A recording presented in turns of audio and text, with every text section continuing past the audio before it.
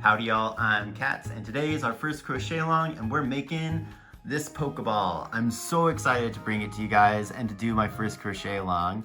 The way that this is gonna work is I'm gonna go row by row with you guys. Some of the easy ones, I'll be there in the beginning, peace out during the middle, come back at the end, but some of the more complicated ones, I'm gonna do the whole thing with you, just so that you can see kind of like my workflow, the way that I troubleshoot some problems, my mistakes and how to fix them, but just so then you can have a reference if any of these things happen to you. Now this pattern also will work to make a premier ball. It's just whatever colors you end up choosing. Now material-wise, hey you guys, play nice. Material-wise, I suggest using a cotton yarn, 100% cotton yarn, just because cotton yarn has a lot more structure to it, so when you make a shape, it'll retain that shape and you can overstuff it a lot easier. If you use an acrylic or a wool yarn, completely fine. You just need to be a little bit more mindful when you're stuffing your piece and with your tension that you're working with. But yeah, I used Drops Paris in 100% cotton. I suggest a 5mm hook. We're not gonna do that. We're gonna use a 3mm hook. Again, for whatever yarn you choose, just pick a hook size that's too smaller just so that we can keep everything nice and tight and rigid.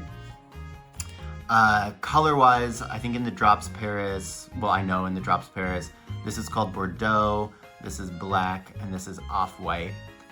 Same off-white and Bordeaux. So, you know, pick a red and a black and a white. And then other things we will need a stitch marker. We will need a darning needle. We will need some stuffing, more stuffing than this. This is just a visual aid. But yeah, say hi to Zubat. He's gonna be here the whole time. I think I've had him since I was maybe 10 or 11. And yeah, let's get started. Okay, so we're gonna start the Pokeball with a magic ring. There's a video on how to do a magic ring on the channel, but just a little quick one. We put our tail of our yarn over our finger. We put it around to make an X. Then I'm going to take my hook, put it underneath that first leg, pull up a loop, and then I'm just gonna do a chain to keep that in place. All right. So first thing is we're gonna make our stitches in a X pattern. This is super easy to do. Maybe I'll do a video about it, but just so we know, how we're gonna do this is we're gonna go in and yarn under for the first part. So just see how I put the yarn under, and then we're gonna yarn over for the second part of our single crochet. Do that again a little bit slower and closer so you can see what's going on. So when I'm going into the loop, I'm putting the yarn under my hook. Do you see that? The yarn's under my hook. Pulling through, then I'm putting the yarn over my hook. The yarn's on top of my hook. And then I pull through again. Let's go ahead and mark that first stitch just so that we don't lose it. Bloop. All right, and then we need 6 of these for the starting magic ring. Let's do that stitch style again so you can see it. So I'm going in and I'm putting the yarn under my hook. Again, I'm going in and putting the yarn under my hook, pulling through. Then I'm putting the yarn over my hook, pulling through. So we need 3 more of those. So that's 4, that's 5, and 6. Okay. So then we're gonna tighten up our magic ring, and we're gonna be working in joined rounds for most of this pattern. So in order to join our rounds every round, we're going to join them with a slip stitch.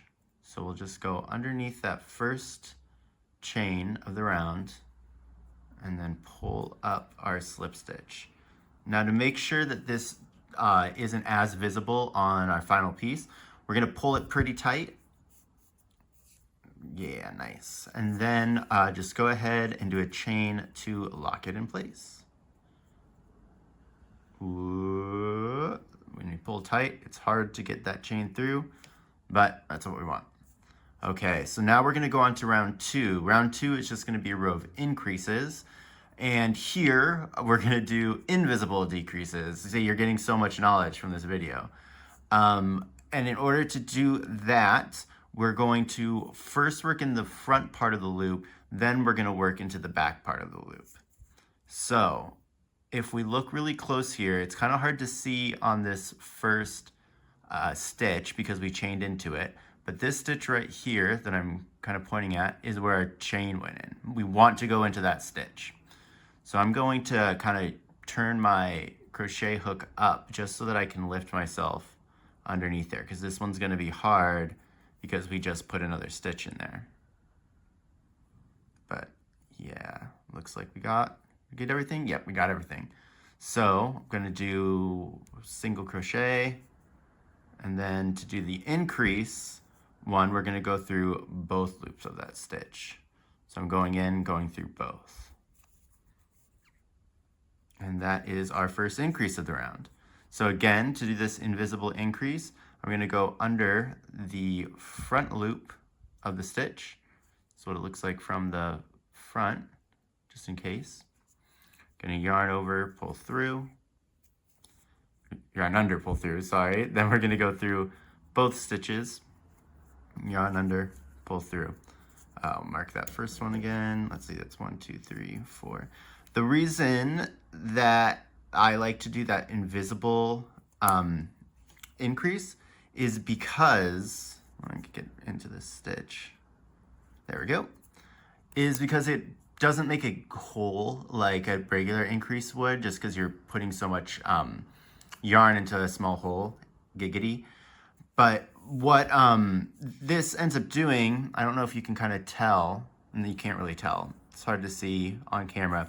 But by pulling up that front loop and working a stitch into it, we kind of moved this one up here like that. And then once we do the one over the other, go through both loops, if this is the front loop, this back loop gets pulled up like that. But because they're staggered, the hole that would have been created by that front loop has a little bit of yarn there. So it hides it a little bit better. It's kind of minor, but I think it's important. It helps to make it's one of those small touches that really makes a nicer looking product. All right, so then, our next one, we're just gonna continue doing increases in all the stitches throughout this round. So I went through that front loop, now I'm going through both loops, going through that front loop, now both loops, front loop, both, okay, and that should be 10, 11, oops, yeah, 11, and 12. Okay. So it's gonna look like there's a pretty big gap, but that's just because this is the first round. So I'm just gonna pull my magic ring tight, get out a little bit more yarn, and then we're gonna do our joined round again. So again, we're gonna end each round with doing a slip stitch into this first stitch.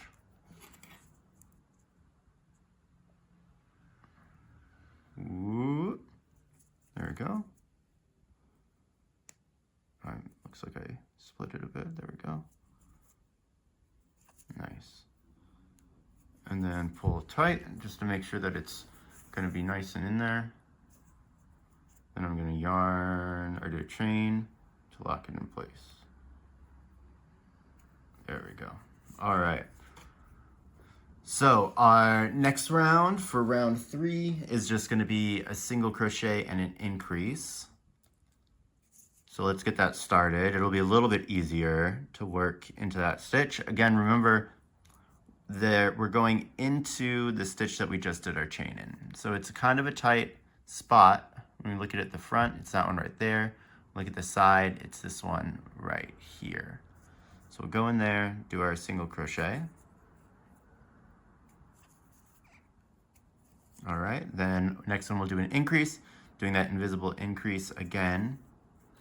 You don't have to do this invisible increase if you find it hard, but I think that it's good practice to learn how to do these new things because the invisible increase is a pretty big standard in most amigurumi work. And then we're just going to repeat our single crochets and increases all the way around.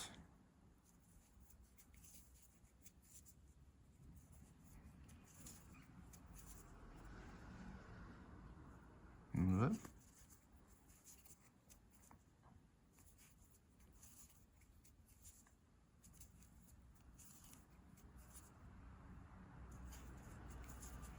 Okay. I think on some of these longer rows, I'll just end up doing them off screen. Because, you know, I'm giving away my only hands content for free right now, and that really should be a premium. All right, so single crochet, and then here is our last increase. Oh, I forgot to put the stitch marker in. This is a perfect way for me to show you how to know what it looks like when you don't have that stitch marker. So I know that I just did the last stitch, and the way that I know that I did the last stitch is because if we look really close at what's going on here, that right there is the slip stitch that we make. And then if I turn it to the side, there's like this small little vertical bar. Is my camera gonna focus on it? Yeah. That small little bar there is gonna be that first chain. So if I look at this kind of straight on, it almost looks like it goes flat and then has like a part that sticks up. So that's how you'll know. And this stitch will always look very, very horizontal. So if you forget, don't worry, you'll be fine. I'll try to remember, but I tend to not work with them when I'm doing joined rounds just because I think they're really, really apparent where the beginning and end are. All right, so that is round 3 done. Now round 4, we are going to join this with a slip stitch first. Round 4 is, oh my gosh, where is it? Got him. Stay. Cool. So round 4 is going to be a staggered increase row because we want to work in staggered increases just because I think it creates a rounder shape you saw in the ball video. So we'll start with a single crochet in that same stitch we just did the slip stitch into. I will remember to mark it this time. Bloop. Then we'll do our invisible increase, so going through the front loop, yarn under, pull through, then through both loops, yarn under, pull through, and then we'll do our repeating pattern, which is going to be 2 single crochets and an increase. 1, 2 single crochets and an increase.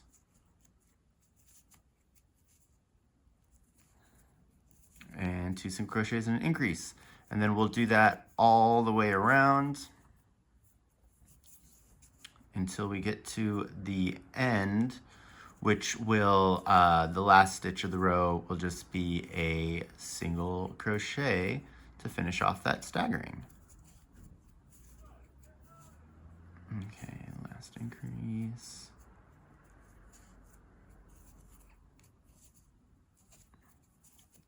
Single crochet, increase, single crochet. Oops, I miscounted that, didn't I? Yes, I did. Okay, let's see.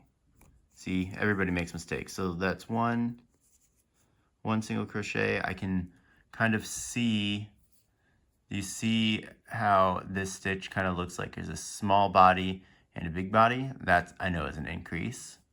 Then 1, 2, it looks like I made another increase right there. Again, see small body, big body. Then 1, and it looks like I accidentally made an increase right there. So let's go ahead and pull that out. And yeah, it looks like I did do that increase. Okay. So single crochet, then increase. I think one of the hardest kind of things to kind of get used to when you're crocheting is is identifying stitches when they're on the piece. I'll try to do a better job of kind of highlighting when I'm seeing those changes, like we just did when I could kind of see where those single crochets are, those singles versus those increases are. But yeah, it's one of those things that you kind of just learn as you do it more. I still sometimes can't see the stitches, but that's what those stitch anatomy classes that I try to highlight for you guys are kind of all about it, so that we can work on identification of stitches so that not only do we know how to make them, but we can, when we're looking at a piece, kind of see where those are. So if we make mistakes, we can go back, or we can see how they are actually molding and shaping our piece. Okay, so then last single crochet, we fixed it up. So we're gonna join this row. Again with a slip stitch that we are going to pull tight. Then I'm going to chain, whoop. Then this next row is going to be, what is it? Non-stacked or non-staggered row. So it'll be 3 single crochets and an increase. So we'll get that started, and then I'm gonna finish off screen. So we go into the same stitch we just did our slip stitch in. That's 1 single crochet. Give it a marker. Then 2 single crochet. 3 single crochet. And our increase. Cool. And then I will go ahead and meet you on the other side. Just finishing up round 5 now. So it's 1, 2, 3, and an increase. Whoop.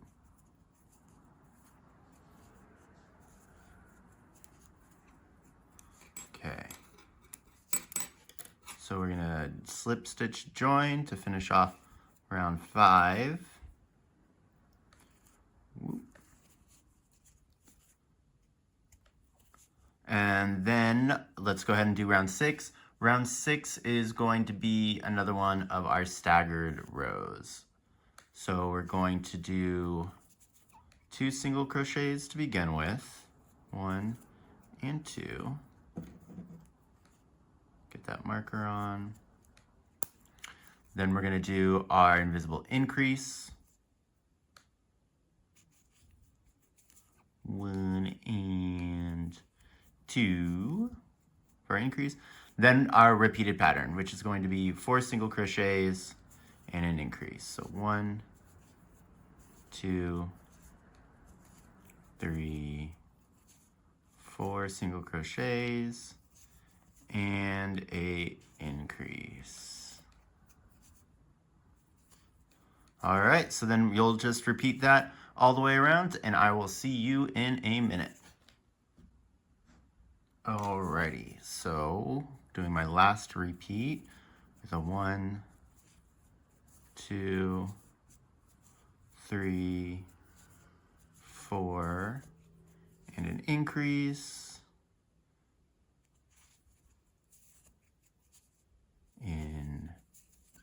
increase, and then ending with 2 single crochets. 1, 2, whoop. All right, that's the end of round 6.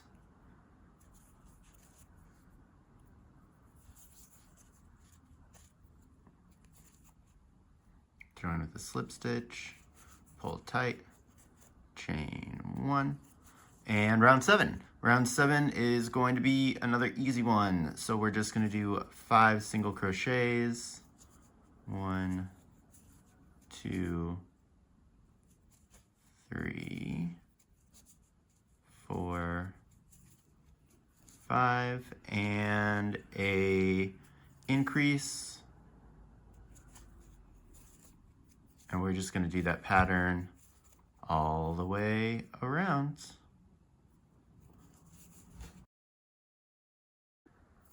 About to end around, what is this, 7? Yeah, 7. 1, 2, 3, 4, and 5. It looks like I forgot to put in the stitch marker, so we'll go over identifying how we know this is the last stitch one more time. Okay, so a little bit easier when we do the increase to know that it's the last stitch because there's nowhere to go. But if you're pulling them tight, they are small vertical bars with another small little bar going up in the back. And then again, if we kind of look at our what is this, a circle right now, you can kind of notice that all of our stitches kind of look like little X's going around, going around, going around until we get to where that join is. And those joined pieces all just look like vertical bars. Pseudo X's, which is why they kind of hide well in the final piece, but they don't look as X-like as our other ones. I know if you're not really familiar with this all just kind of just looks like a bundle of yarn just making knots. But as you examine this more and more, you'll kind of notice. I don't know if maybe putting it further away kind of helps. So those are our vertical bars. And then here's our X-shaped stitches. When you're doing it, if you look at it in up close, put them right up to your peepers, I think you'll be able to see. All right, so row 8 is going to be another one of our, let's see, so there we go. It's going to be another one of our staggered rows. So I'm going to pull that tight. Split stitch, then go into that same stitch that I worked in. Do this time we're going to do 3 single crochets, 2, 3, and an increase,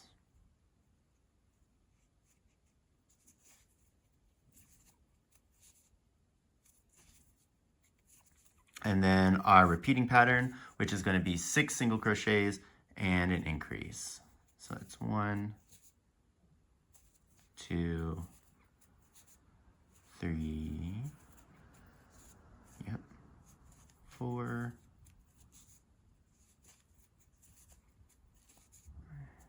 6, and our increase. And then I will see you once we're on the other side of this one. Okay, so I'm on my increase, and then since this run we split the repeat, where you should have 3 single crochets as our last. That's 1, that's a 2, and 3. Okie dokie. So we'll join that with a slip stitch. All right, and then these next couple rows are, I wouldn't say mindless, but they're easier because they're just gonna be 48 stitches. So that's gonna be this one, row 9. I feel like I've messed up this count multiple times on which row we're on. But let's see, so I slip stitched it, I still need to do my chain. And then we're just gonna do 48 single crochets around for this row. I trust you on that one. Put my first one in, and then I'll see you once I'm almost to the end of the round. Alrighty, so I'm almost done with this row.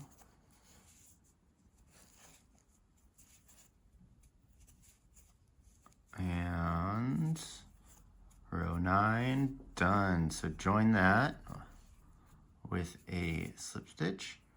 All right, so then this next row, row 10, is gonna be the same thing. We're just gonna do single crochets all the way around.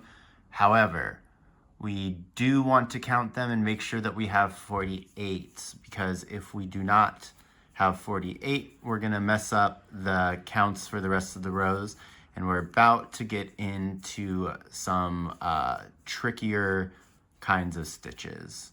So I'm gonna actually remember to mark it this time, 1, 2, 3, and I will see you on the other side where we'll count our stitches.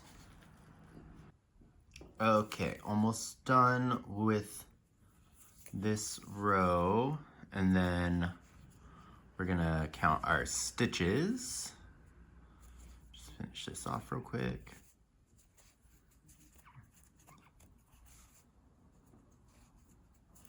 Okay, so I've got one more, and that should be it. Again, remember that this last one, you can also even think of it as like a false stitch if you're still having trouble identifying it. It looks like it should be a stitch, but it's not. So we're just gonna ignore that because that's a chain. And like best practices, we are going to count this row. So bring out your kids because they's about to get their learning. So I'm at 1, counting the one that was on the hook. 1, 2, 3, 4, 5, 6, 7, 8, 9, 10, 11, 12, 13, 14, 15, 16, 17, 18, 19, 20, 21, 22, 23, 24, 25, 26, 27, 28, 29, 30, 31, 32, 33, 34, 35, 36, 37, 38, 39, 40, 41, 42, 43, 44, 45, 46, 47, and 48. Awesome, we are all stars. Okay, so this next round is where we get to start doing the fun stuff. So what I'm going to do is I'm gonna join our round up.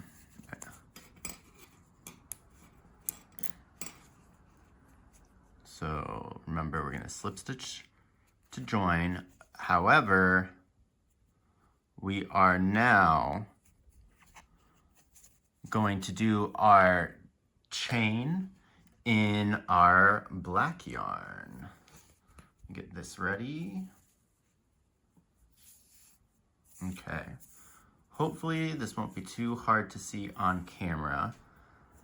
All right. So we've got our join slip stitch right there. So now I'm just gonna take a little bit of this black.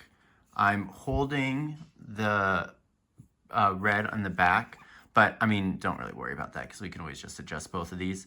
So I'm gonna pull this through to start up our next round. I'm just gonna pull on that red just to tighten it up a little bit. Then load up the black on my hand, and then we can move this tail out of the way and tighten this up too. Okay, so for this round, we're gonna be doing back post single crochets, which are just like a normal single crochet, but instead of going through these, let me grab another hook just so I can point this out to you. So red on red, great idea. Let me grab this needle. So normally when we're doing a crochet stitch, we're going through these top loops, right? But when we're doing a back post, we're actually gonna be going through this post. Let me give you a better idea of this. This post of the stitch from the back, which is what makes it a back post. So again, normally we'd be working like this, going through the loops of our stitch, but for this back post, we're actually gonna be going through the post, which is this part of the stitch, but from the back. So we'll essentially be entering from the back underneath our 2 loops, then scooping up around the post and going out the other one. So if you see, I've got that whole post on me, and that's what the stitch is gonna be. We're gonna do 48 of those all around. And with this stitch, the first one of the round and the last one can be a bit tricky to get in. But because we know what we're doing with the stitch, right? We're basically just going underneath the 2 loops from the back, scooping over that post, and then going through the 2 loops of the next stitch in the front. we can just go from the back. So there's the stitch behind that black yarn that we did our join into. So holding these tails, do not put your yarn around these tails. You want to put your hook, avoiding those. We're going to go into this first stitch from the back, which is again going to be a little bit tricky, but there we go, we got it. Now I'm just going to go around that post and poke out through there. Looks like we got there. Now just do my regular single crochet. So I'm going to yarn under, pull up a loop and split every single yarn that I come past. Yeah, we're going to actually do that one. Work that back in. Okay, so yep. All right, there we go. So pull, oh my gosh, all right. Let me get this situated. Really didn't like that, did it? Okay. So let me come back here with our join. Nice. Pull this. This is why I don't like to cut the yarn quite yet until I made the first stitch, just so that if we have hiccups like this, we can fix them up. So give that a little tug, load up the black, pull it tight. Okay, holding the black in the back again. I'm gonna go into that stitch that I just did. Got it. Then around the post, and then I'm gonna yarn over, pull through. Got it. And then yarn over. All right, so we're gonna mark that as our first stitch. And now we can go through doing those back posts again. So if we look at the back here, our next post is going to be this one, right? Because we got this one already covered. From the front, it looks like we go underneath the back of our next stitch. That would be in the row. And then under the post and up. Again, look out in the back right there. Yarn over, or yarn under, pull through, yarn over, pull through. And then we got that one. So see that again, I'm gonna do it slowly so we can make sure we got the stitch. For those that are learning, we'll go into that next stitch from the back, scoop that post up, and go in. There should be no resistance when you're scooping that post up. It should go really, really easy. I'm gonna do it silently so you can kind of talk about it to yourselves if you need to.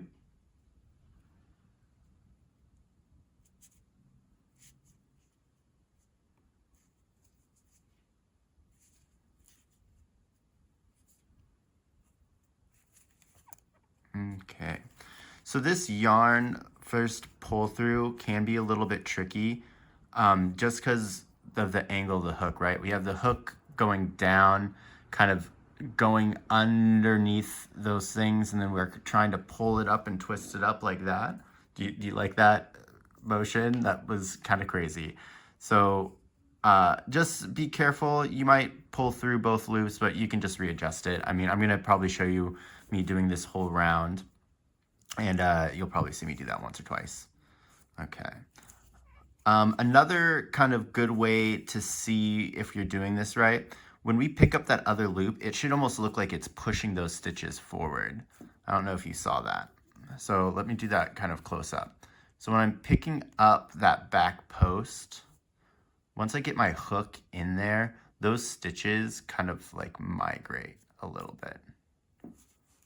Barely noticeable. Let's see if we can get it on this one to be more noticeable. So I'm going in and I'm picking that up, and those stitches are migrating a little bit further forward.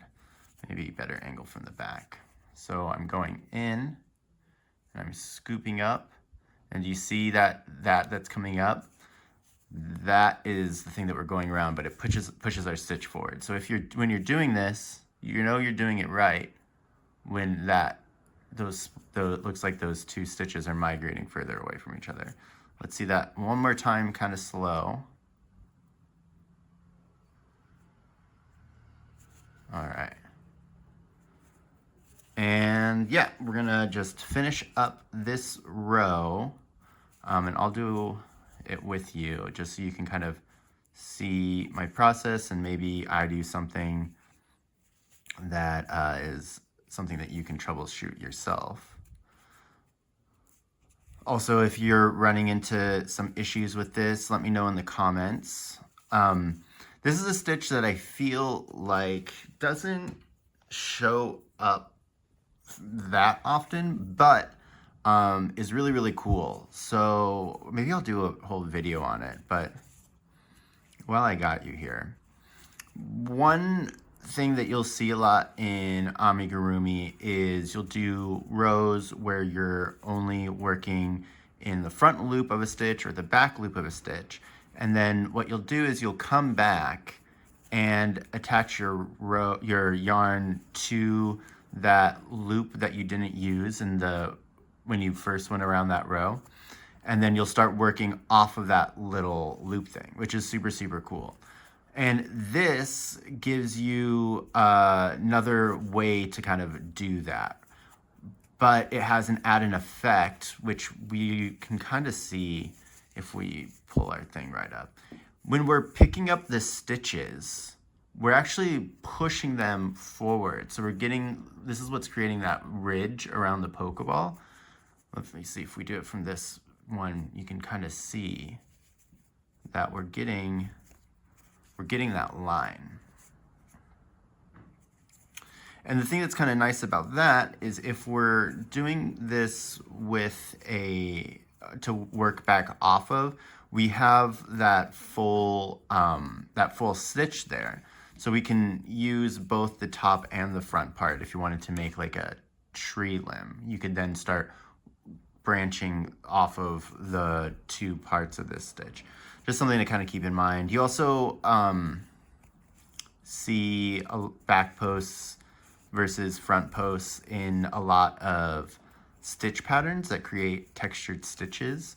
So I know there's like a way to do something that looks akin to like a checkerboard pattern that I believe is actually done with double crochets, where you only work in three, I think it's like 3 front posts and then 3 back posts, and it creates like a nice little checker pattern as you go up. That's not what we're doing, but just different places where you might see this back post, which I guess I did mention that there's a front post version of this too, where it's exactly the same thing, except instead of going through the backs of the posts like we're doing, you would go through like the front of it.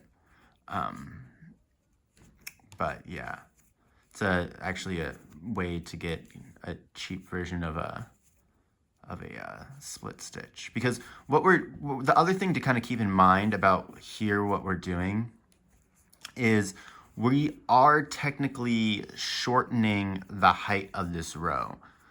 Like these are getting pushed up to the front, which is making our yarn kind of fold up slightly different, and therefore making this row ever so slightly shorter than the rows that'll be around it, which is sometimes beneficial, sometimes not beneficial, but just another good thing to know.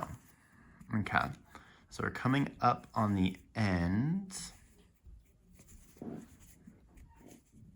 Let's see how we're doing. Again, with this row, it's going to be super important that we have 48 of these bad boys. So we are going to count them. And another thing too is when you're working in the posts, because if you think about like how I showed you, it's almost like we're working through like 2 stitches, right? Because we're going into here and going around the post. So there's 2 of those top loops that we normally work in. It can kind of make the count just a little bit harder because we've kind of offset everything by just a hair. So this one should be the last one. But again, just to double check, we are going to count because we actually might need to put one through here, but because we did our first one over there, it may not matter. But let's check. We are also done with this red, so I'm just gonna give this a snip while we're here. See ya. Okay, so let's count these up. So I've got the one on here.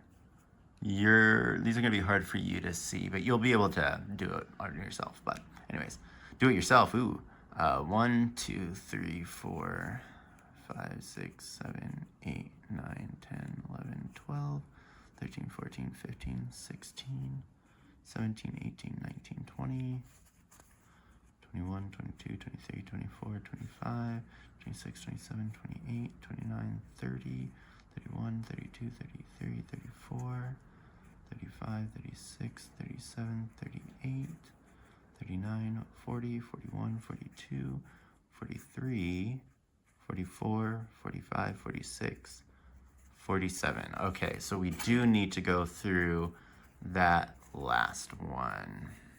It's kind of obvious when we look at it from the front now, but let's do it. So 48. So we're gonna go kind of the same thing, but remember, this isn't a real post, but we're just going to treat it as though it were one. So I'm actually gonna go underneath this whole thing and then back underneath that front, that first stitch you went into.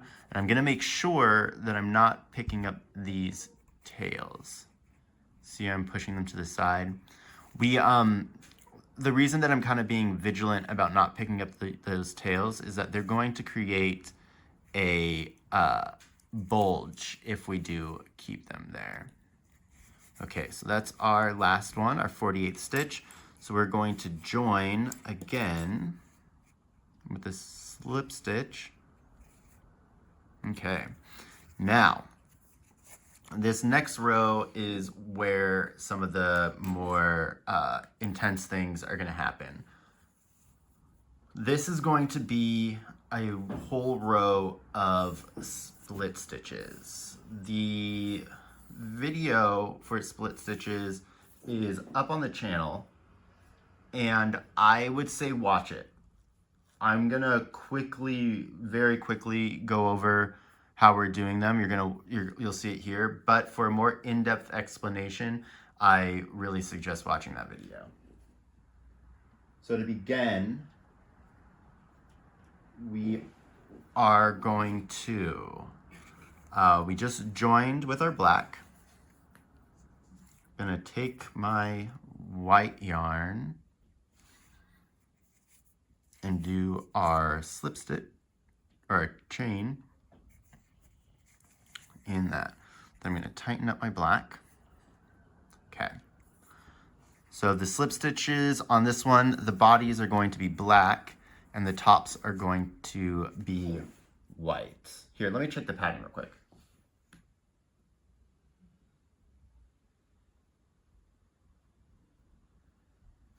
Yeah, okay. Just wanted to make sure that I didn't do something silly. All right, so like any of the single crochet rows, we're going to work into the stitch that we just did our join in. I'm making sure that these tails are out of the way and I'm not encasing them like before. Yarn over, pull through. Then I'm going to drop the black so that it is behind the hook. You see that in the white? And then I'm gonna yarn over, pull through in the white. And then we're just gonna do these all the way around. So remember, our body is always in the black. So I'm gonna drop the white, make sure it goes behind my hook. Already twisted. So make sure the white is behind my hook. Then I'm going to pick up the black, bring the black on top of the white, and then yarn under, pull through. And now I'm gonna take my white, and I'm going to make sure that the black is down, pick up the white, yarn over, pull through. And let's go ahead and mark that stitch. And we're gonna do 48 of these all the way around. Remember that when we're doing these split stitches, that we want to fully drop and pick up our yarn so that we can keep our tension right through the whole piece. And because we're going to be dropping, picking up, twisting our yarn over, the working tail end of it is going to get twisted. So like I said in the video, it's best to switch it every, I don't know, kind of like to unwind it rather, every maybe 6 or 7 stitches. You do you, but it's just going to depend on what yarn you're using. This drops yarn that I'm using right now. It seems to hold its twist fairly well when we're doing this, so I tend to go over the 7-stitch limit. But it does still need to be unwound. And because I'm using shorter working yarn, I think I'm probably gonna untwist it pretty soon. Boop, boop, boop. There we go.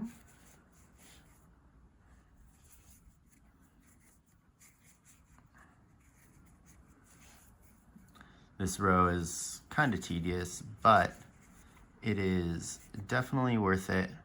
And what we're essentially creating right now is the other part of our ridge, because spoiler alert, our next round is going to be of back post single crochets again, but this time we'll be pushing up the white.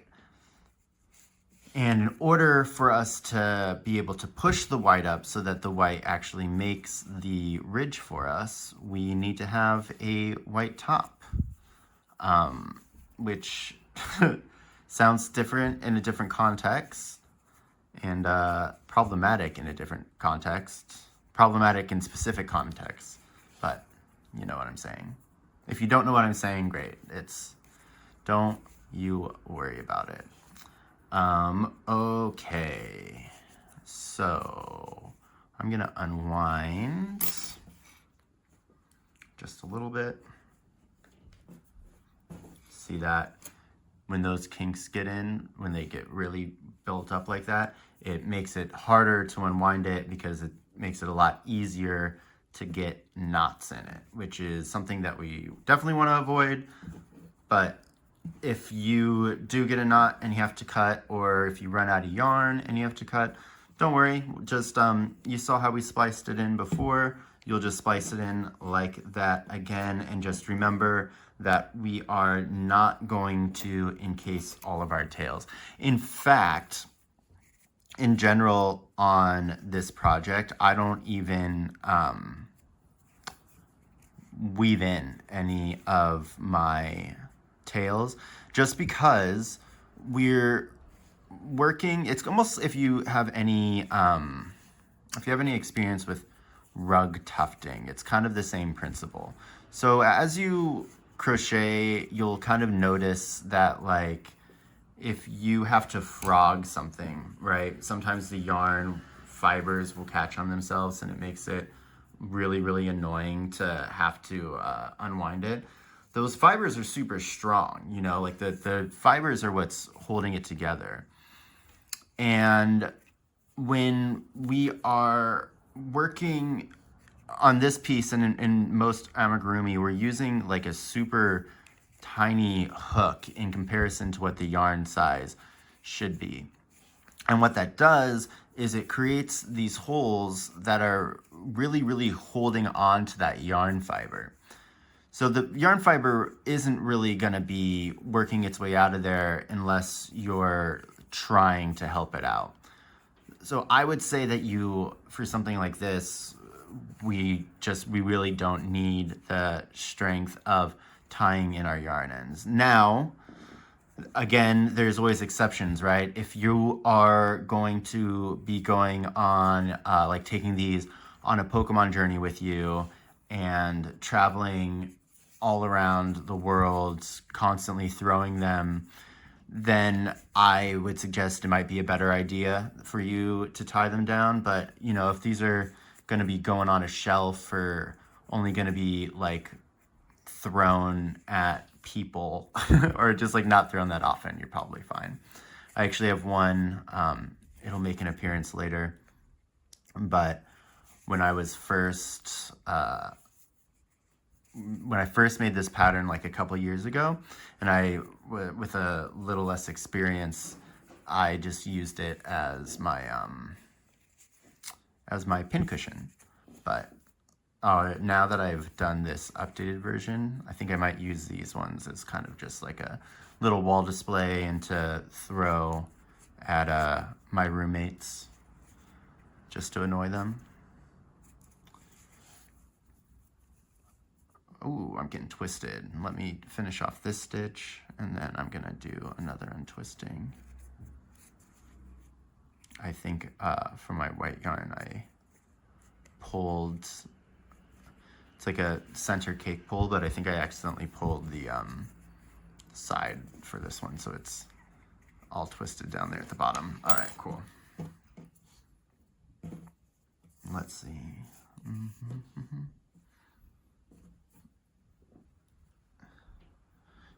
Yeah, I definitely, oh no, I pulled out the center of it. It's just the cake's getting loose. I'll probably do another video on how to hand wind up your yarn.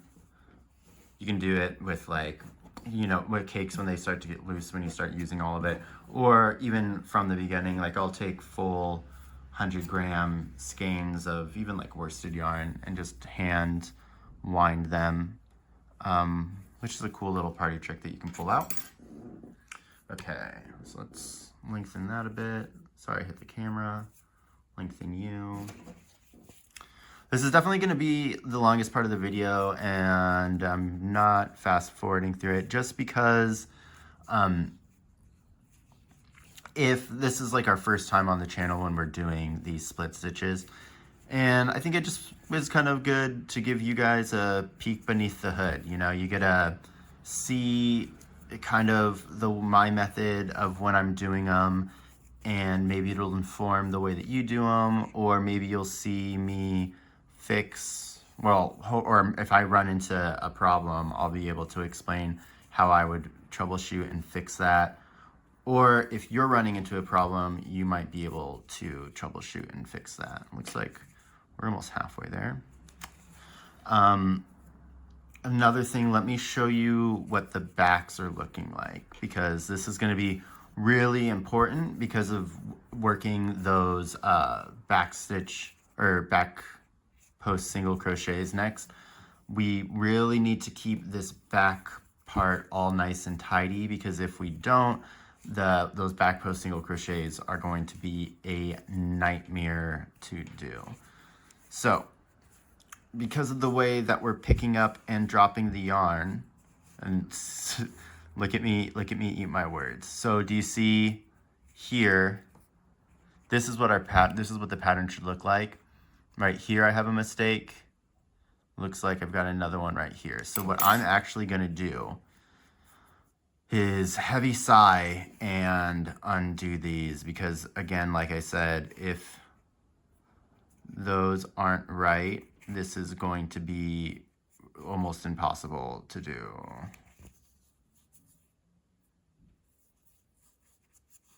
Oh. Loop, loop, loop, loop, loop. Okay. Sorry, I gotta kind of do this out of frame. All right, yep, see I ended up twisting my yarn under when I should have twisted it over. But you know what? This is exactly what I was just saying. Okay. So I'm gonna get this all untwisted now. And then I'll be back on camera and I'll show you how, I'm going to show you I'll be back. Okay, so I'm back from untwisting it, and let's go. So I think that's probably what happened is, remember how when I said when we were supposed to pick up the yarn, it's supposed to be in front of, the one that we're working on is supposed to be behind, sorry, the other yarn. I think that's what happened, is when we went to untwist it, I just wasn't paying attention, and I accidentally did it that other way. But you know what? No harm, no foul. That's one of the nice things about doing crochet, is that we can easily just unfrog our piece and get back to it.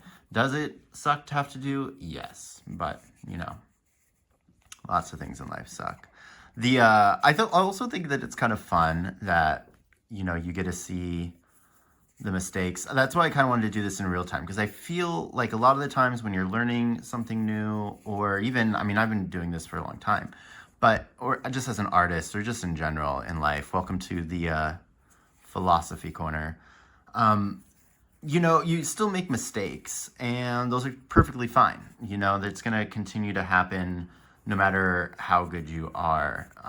But we just undo them and work through them. And, you know, the one thing that is nice, you know, they always say that you learn from your mistakes, but, you know, I tend to repeat some things in my life that I'm not too proud of. But I think the better thing is that being able to identify that they're mistakes, you know, I think that's the first step. I was able to go into the back and see that something was wrong, and then go and fix it before we actually finish the whole round. And then I would have really been up a creek without a paddle, you know what I mean? So we'll just keep on keeping on.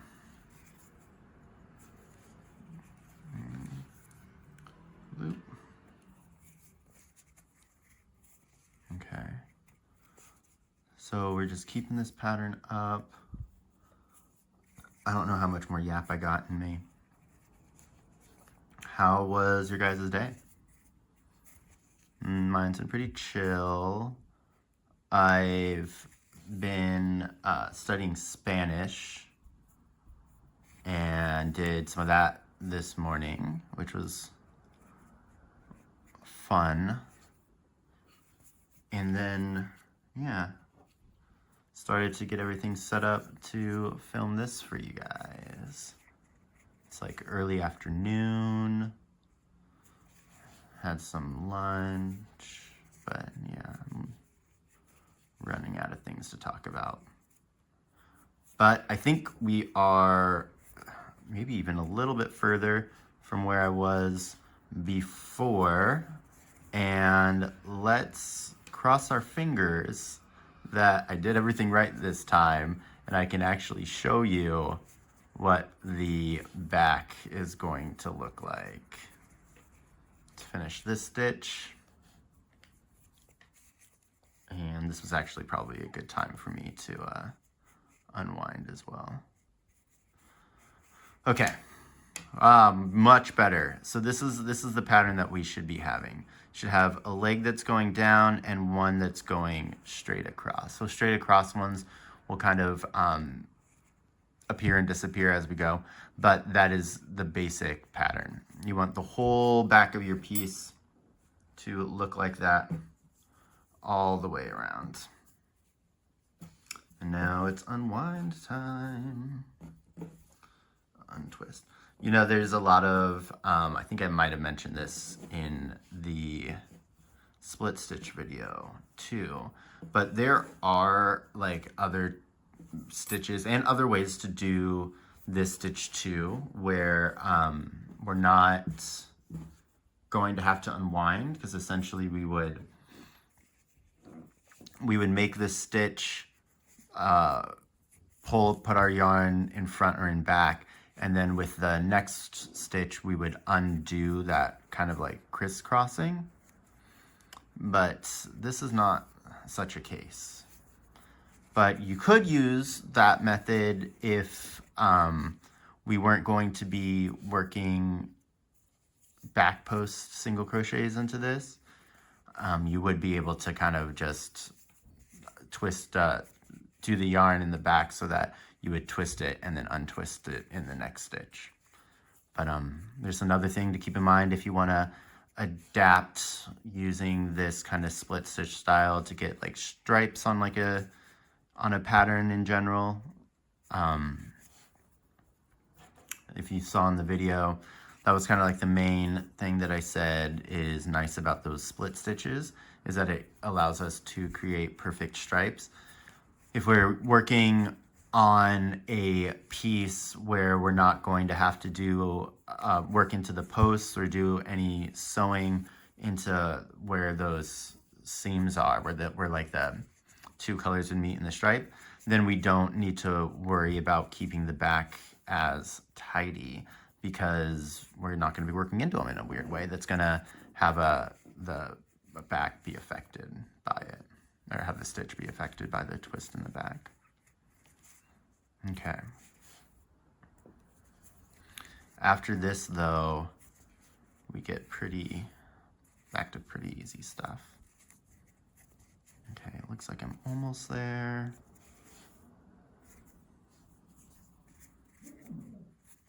Yarn's getting a little twisted up, so I might go ahead and give that an untwist here pretty soon. What else? I think that's covered everything. The only other thing that I would maybe mention is if you're doing this with wool yarn, I would definitely do my untwists a lot more often, just because wool yarn will untwist itself, and when it untwists itself, it gets way weaker, and you could have splits, but that's for like a very specific case. Let's see, looks like we got something fun here to deal with. Can I pull it a little bit? Oh, it's the white one that needs to pull in. Ooh, no, okay. Well, we're just gonna stay loose and goose. When you're, in general, whenever you're trying to untangle yarn, you never wanna pull tight, and if you do, kind of just shake it together, but the tighter you pull, the tighter the knots are gonna get, and that's not what we want. Okay, nice. Give ourselves a little bit to work with. And then get back to it, and I'm going to set myself up to do it right. So remember, when we're gonna go pick up our next yarn, we want the white one dropped in front of our black. So I'm gonna pick up my black, make sure my white's in front of it, perfect. Then the pattern will be good again. There is one other thing that I might try to show you, but I don't know if it's gonna show up because we're working with the black, or how easy it's gonna be able to be seen. But okay, not very good at all, but okay, you can kind of see it here. Does my finger help? Not really. No, okay. So it's kind of hard to tell sometimes what stitch I'm gonna wanna go into. So this is the stitch that we just worked into, and this is the one that I'm gonna go into, but the space here is kind of big, so you might naturally just go into that spot. So if you're questioning whether or not that's the right stitch to work in, if you go into the back, it's a lot easier to tell what stitch you just worked in, because the working black yarn is gonna be coming out of that. So I know that that was the last stitch, so I know that it's this one that I'm gonna wanna go in. Kind of hard to see, sorry about that, but I think the explanation is good enough for you to kind of figure it out when you're looking at your own. But if you ever whenever you see me kind of pausing when I'm doing this and I'm looking at it, I'm looking for that little front part right here that looks like it's coming out of the stitch, to just kind of orient myself so that I don't accidentally double up on the stitch, because again, we'd have to undo it, go back, remove that stitch, because we need to have 48 stitches in this row. And again, it's important because of the next stitch that we're working into it, and it needs to have that 48. Okay. So we're almost there.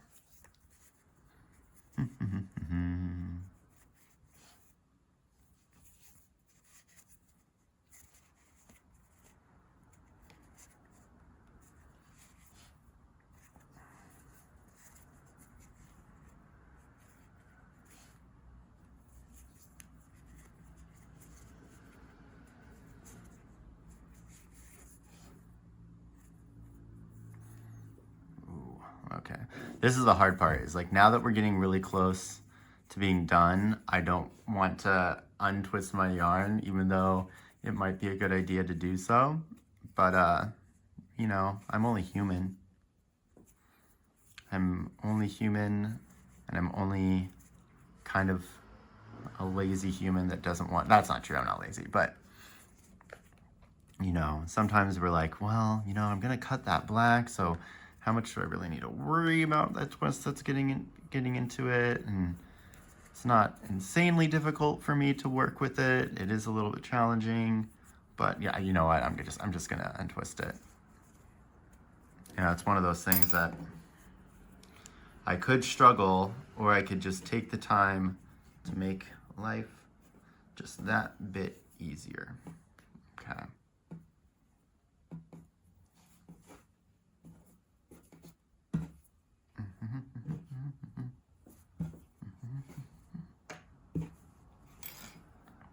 Also, I'm going to show you this. My black yarn is starting to like kind of kink itself. You see those loops that it's making? Don't need to worry too bad because it'll all work out in the wash. If you're using something that's high pile and fluffy, like I don't know why you'd be doing it in like a mohair or something, but just in case, remember that in those cases, you are going to need to untwist your yarn way more frequently just to make sure that it stays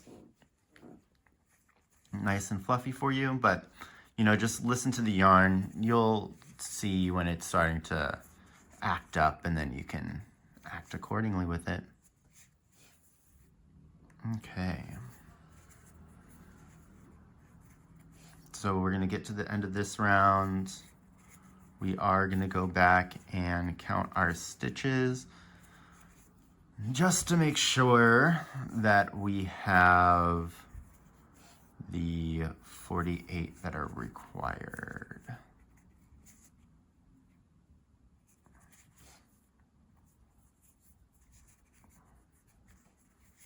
Ooh, get out of there.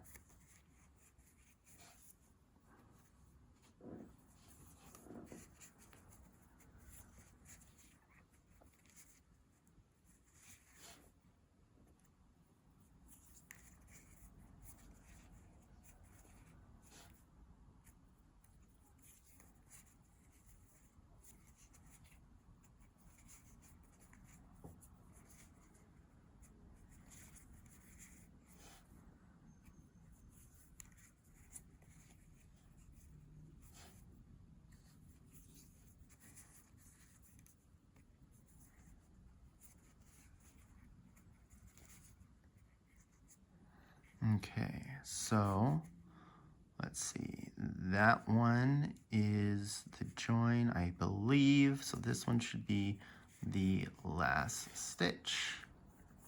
Okay, but we are going to count it just to make sure. Finish off this black. Okay, so we should have 48. 1, 2, 3, 4, 5, 6, 7, 8, 9, 10, 11, 12, 13, 14, 15, 16, 17, 18, 19, 20, 21, 22, 23, 24, 25, 26, 28, 29, 30, 31, 32, 33, 34, 35, 36, 38, 39, 40, 41, 42, 43, 44, 45, 46, 47, 48. Perfect. Okay. So let's go ahead and do our join.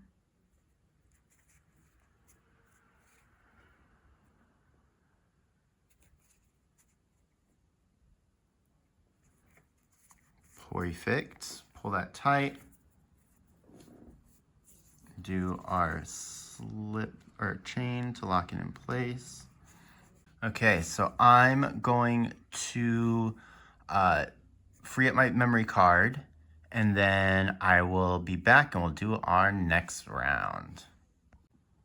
And we're back. So let's do round 13. So I cut the black yarn off camera because we're not going to need it anymore. And this row is going to be 48 back post single crochets.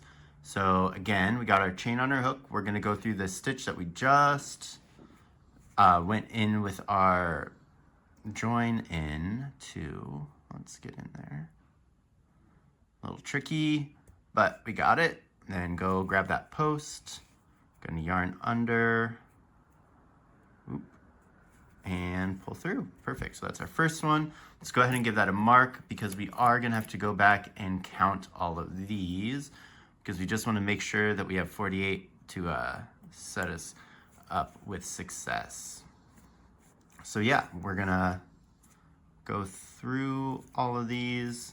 I think you have a good grasp on how to do these back post single crochets now, but again, because we were mindful and demure about how we kept our yarn in the back, these back posts are going to be super easy. There'll be like a little bit of resistance just because of the extra yarn that's kind of crisscrossing around the back of the stitches.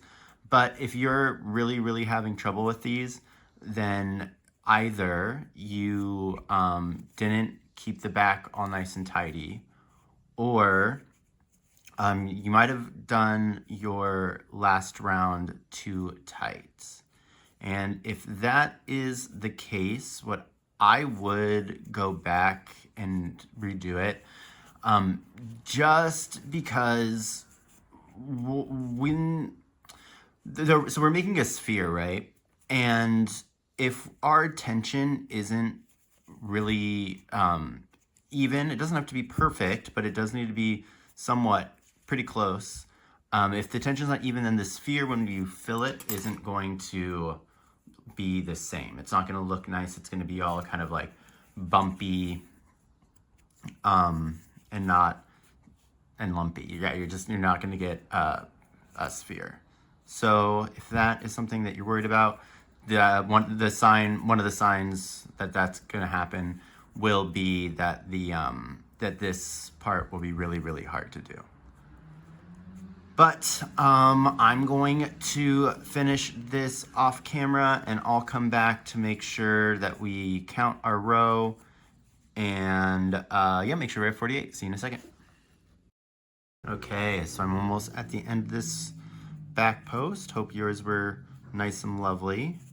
Let me get close to the ends, and then I'll go ahead and count my stitches with you, and we will see if we've got the 48. Now, remembering what it looked like last time, I'm going to assume that this one is actually going to be our last stitch.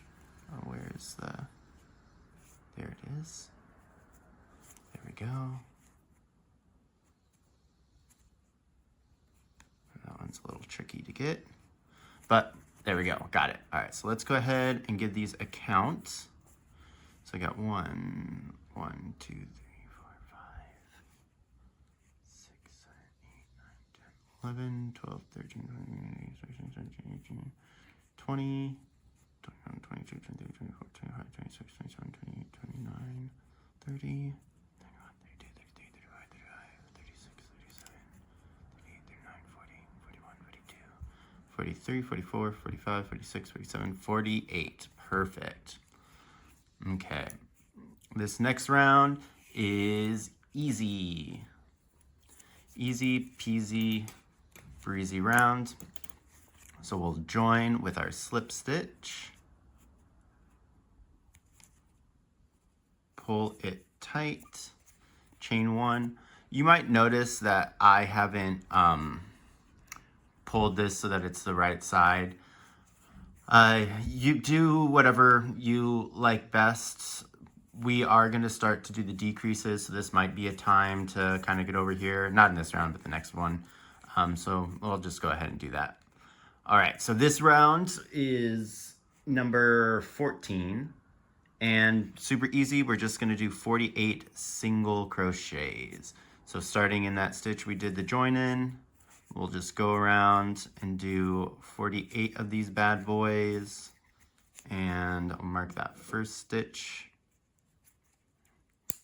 And I will see you on the other side of this fairly standard row. Okay, almost done with this row. And we are going to count this one as well, just because we're going to start our decreases. So we really want to make sure that we're at that 48. But after that, we won't really need to count anymore because we'll be doing decreases and our rows will tell us if we've done them right. So let's see. Got 1, 2, 3, 4, 5, 6, 7, 8, 9, 10, 11, 12, 13, 14, 15, 16, 17, 18, 19, 20, 21, 22, 23, 24, 25, 26, 27, 28, 29, 30, 31, 32, 33, 34, 35, 36, 37, 38, 39, 40, 41, 42, 43, 44, 45, 46, 47, 48. Perfect. Okay. So we just did that row. We're going to join it with our slip stitch. Going to pull that slip stitch tight. Going to chain one. And then we're going to start row 15. Row 15 will be a split decrease row. So we're going to start with 3 single crochets starting in that same stitch. Go ahead and mark this.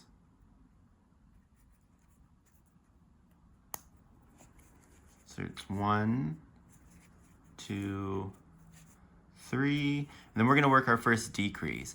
I'm going to do invisible decreases, just like how we did invisible increases. To do that invisible decrease, I'm going to work through the front loops of my stitches. So I'm going to go through the front loop of my next stitch from the bottom to the top. Then I'm actually going to go under the front loop of the next stitch. So you should have 2, well, I guess 3 loops on your hook, but 2 stitches on your hook. I'm going to back out and show you that again. So I'm going, this is the next stitch that I need to work in. I'm going under the front loop, then immediately going under the front loop of my next stitch. Kind of hard to see in that white, but I think that's good. Yarn under. Now this yarn under is going to be a little tricky to get through. Just kind of look to the side and align it. But that's our first decrease. So now we're going to do our repeated pattern, which is going to be 6 single crochets and a decrease. So 1, 2, 3, 4, 5, and 6. I'm going to show you, probably just do this whole round with you, just so that we can get those decreases on lock, just so that you know how to do them. So remember, next stitch is our decrease. We're going under the front loop of that first one and then under the front loop of our next stitch. I have 3 loops on my hook in total. I'm going to yarn under, kind of turning to the side and aligning my hook. There we go. And pulling over, then we'll do 6 more. We're doing let me see, 1, there we go. We're doing the, I can't talk and stitch at the same time when I'm trying to count. 3, 4, 5, and 6. So we're doing those invisible decreases because just like the invisible increase, it makes the gap smaller so that you can't really notice it. Like if I look over here, I think that one's the decrease one right there, which is pretty hard to tell. So decrease again, we're going front loop, immediately into the front loop of the next stitch, 3-yarn hook, yarning over, lining that up, pulling it through. Okay, so 6 more.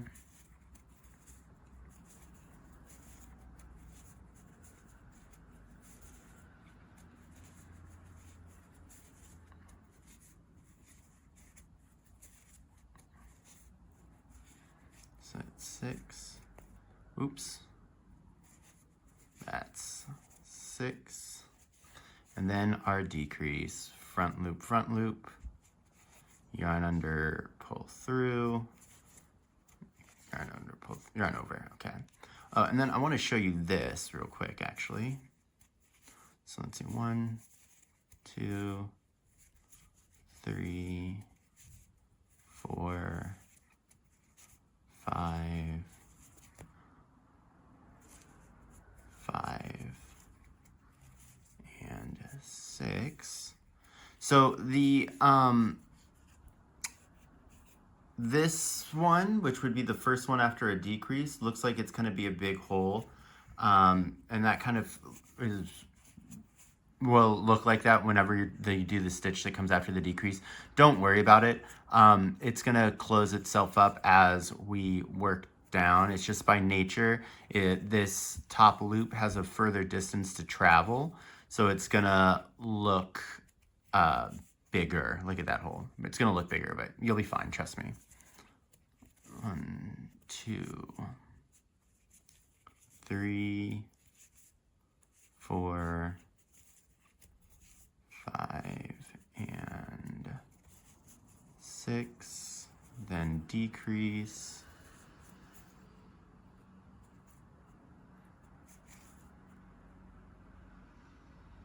bloop, and then we will finish off with 3 single crochets.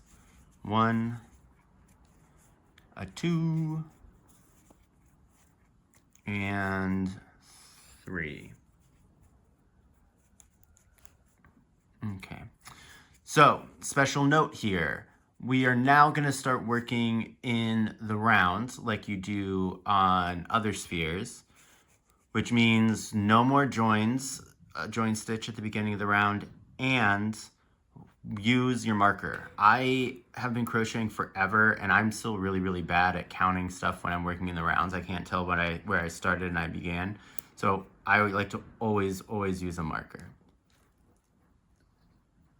So let's go ahead and start round 16. Again, remember we're not joining with our slip stitch, so I'm just going to go in and do our first single crochet. Well, that was outside. Single crochet right into there. And this round will not be split, so it'll be 5 singles and a decrease. So that's 1, 2, 3, 4, 5, and a decrease. We're just going to repeat that around this whole round, and I will see you in a second. Okay, almost at the end of this round. So that's 1, 2, 3, 4, 5, car, and a decrease. There we go. Okay, remember, no join. Our next one is going to be a split round. So we'll do 2 single crochets. Mark that one as our first. Single crochet number 2. Then we'll do our decrease.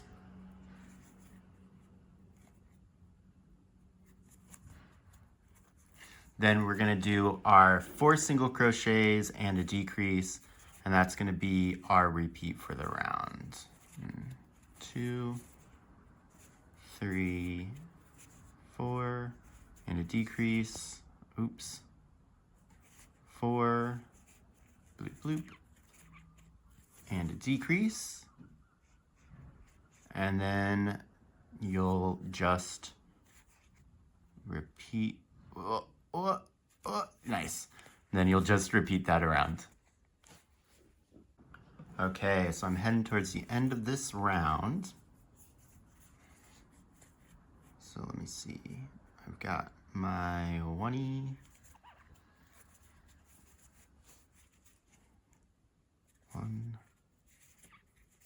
2, 3, 4, and then a decrease. And because this was a split round, we're actually going to be ending with those 2 single crochets that we split off. So 1, whoop, and 2. Okay.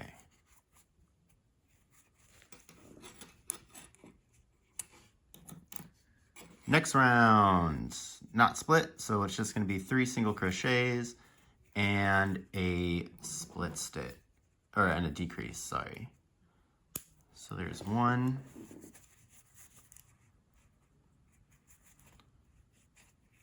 2, 3, and a decrease.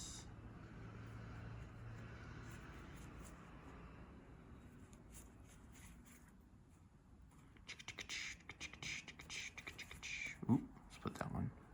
Cool. And see you on the other side. Okay, almost done with this one. 1, 2, 3, and a decrease.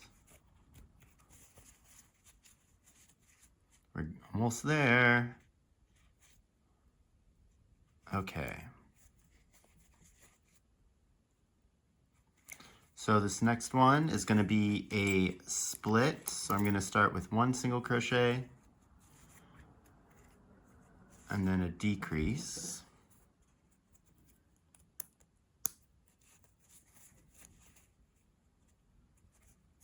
Oh, was that the right one? Yeah. Okay, my decrease. And then we're going to repeat around 2 single crochets and a decrease. Yeah, it's the right one. Okay, so 1, 2, and a decrease.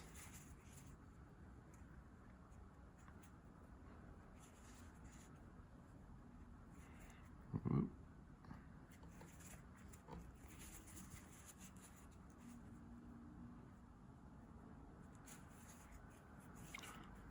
One, 2, and a decrease. It has been so lively outside my apartment today. I don't know what's going on, like maybe some construction and a lot of like police and fire, which is somewhat disconcerting. Like I think that one that just went past has to be like maybe the 6th one of the day. But I don't know. Maybe it's a full moon tonight. I didn't check. Let's keep on going. 1, 2, and a decrease.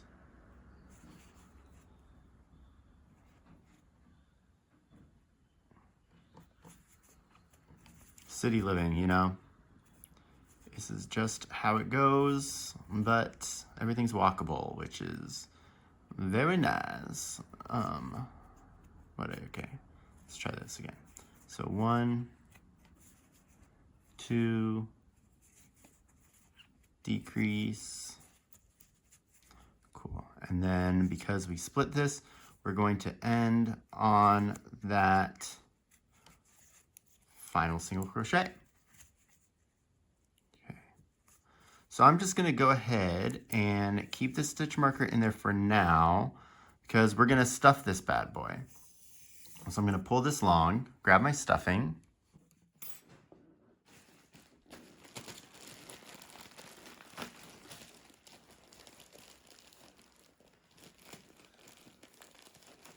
some fun ASMR, and then take out a blob. So we don't want to just like take this big cloud and just ball it up and try to get it in there because it's not going to be as easy to manipulate or mold. So what I like to do is kind of just separate my stuffing just a little bit. So we'll kind of pull it through into like small clumps. I'm literally just pinching and pulling, pinching and pulling. This is also a good way to use your yarn scraps. So if I'm using my yarn scraps, usually what I'll do is I'll try to make like, I'll line everything with the fluff on the inside and then make like a cavity in the center and then put the yarn scraps in there. But I don't have enough yarn scraps right now. So let's just go ahead and fill this guy with the polyfill. Alrighty. So the way that I like to kind of go about this or think about it is we're making a ball, right? So we kind of want all of our things to be spherical. So I'm gonna start getting fluff up in there, and I'm just gonna take it and kind of push it against the wall.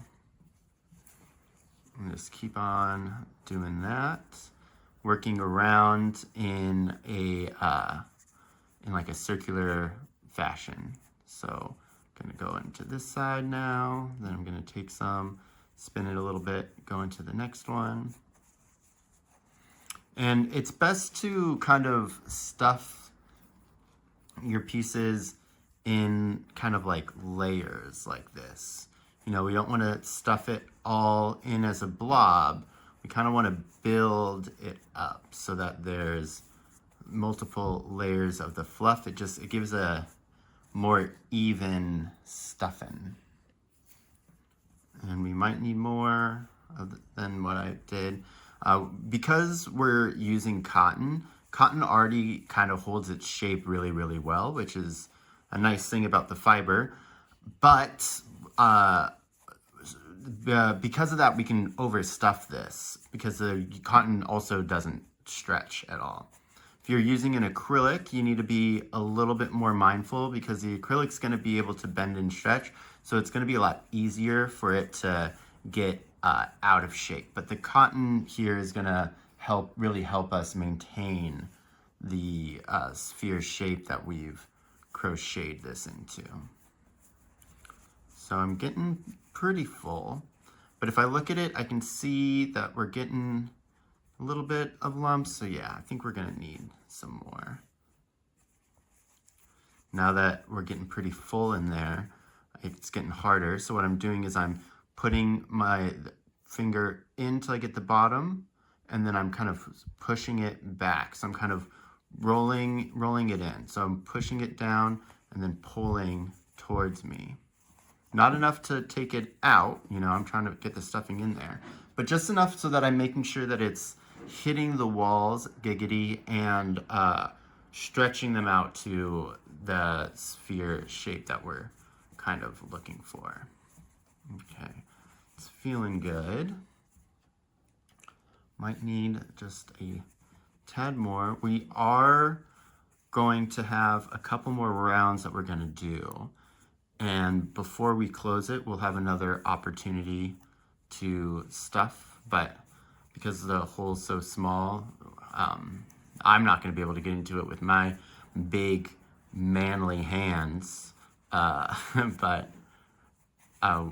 this is just easier to try to get it as much stuffed as we can right now. All right, so right now that is looking more like a flying saucer than it is a ball. So let's give it a little mold. Roll it around in our hands. Oof, that is feeling nice and sexy. Okay, so I think that's good.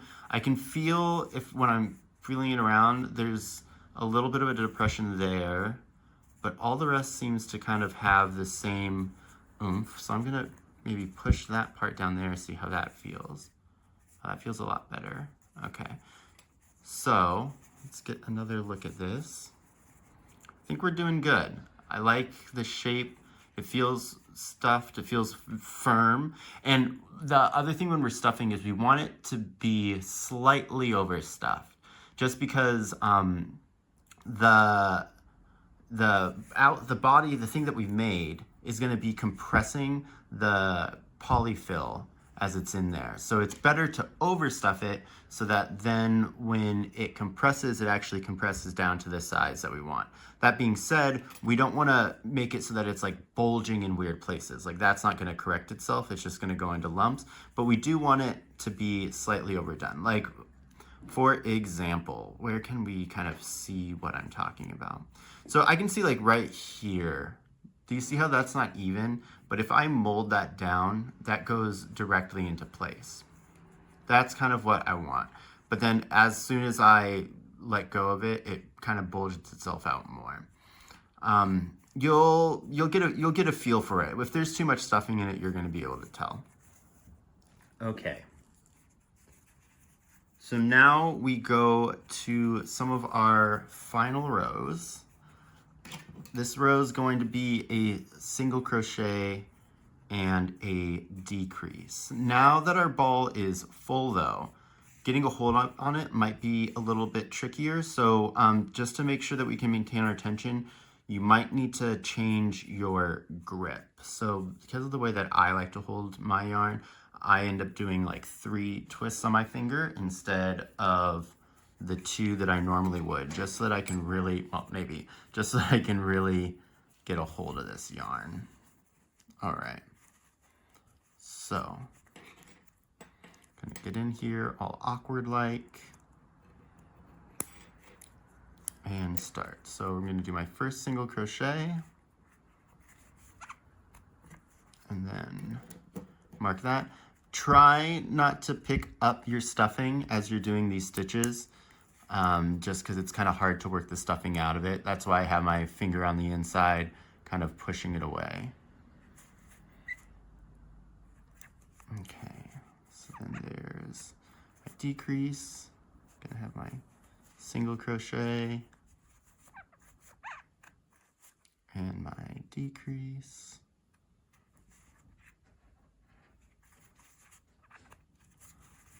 Go around, have my single crochet. That's another way you'll be able to tell if you overstuffed it, is if you're constantly picking up fiber fill, you're not able to push it out of the way, that's too much. If while we're doing this, the fiber fill is like coming out the other side of your finger, then you put too much. So we'll just undo it. But again, remember that we are going to have another chance here to fill it before we actually close this ball up. So don't be too worried, because we can still fix it. Okay, single crochet. And then my decrease. Sorry, this part, because it's so small and tight, I tend to pull it closer to me. So if I'm out of frame, I apologize for that.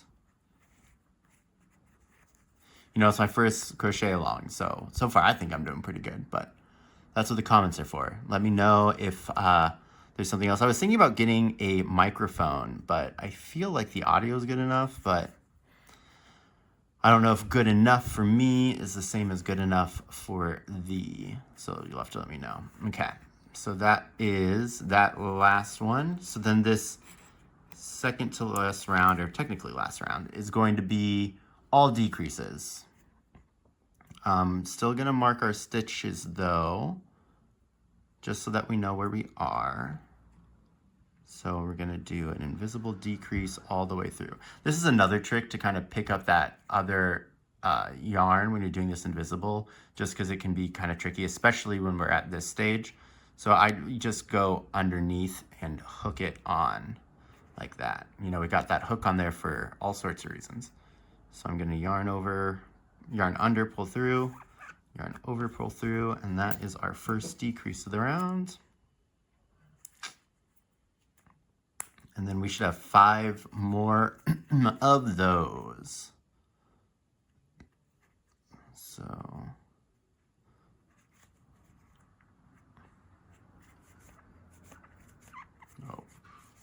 I can feel my tensions getting loose, so I'm just gonna re-grab my yarn.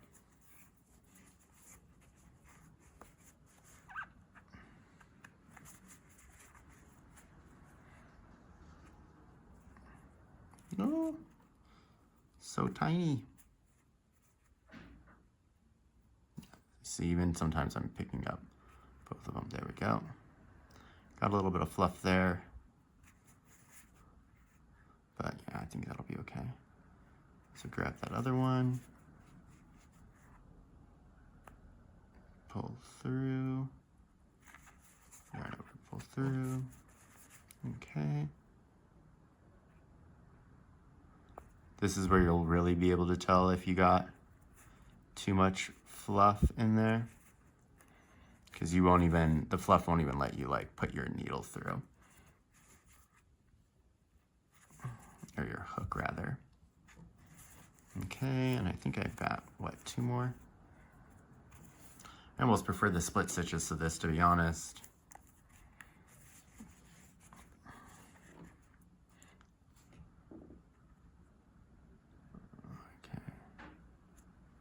Whoa.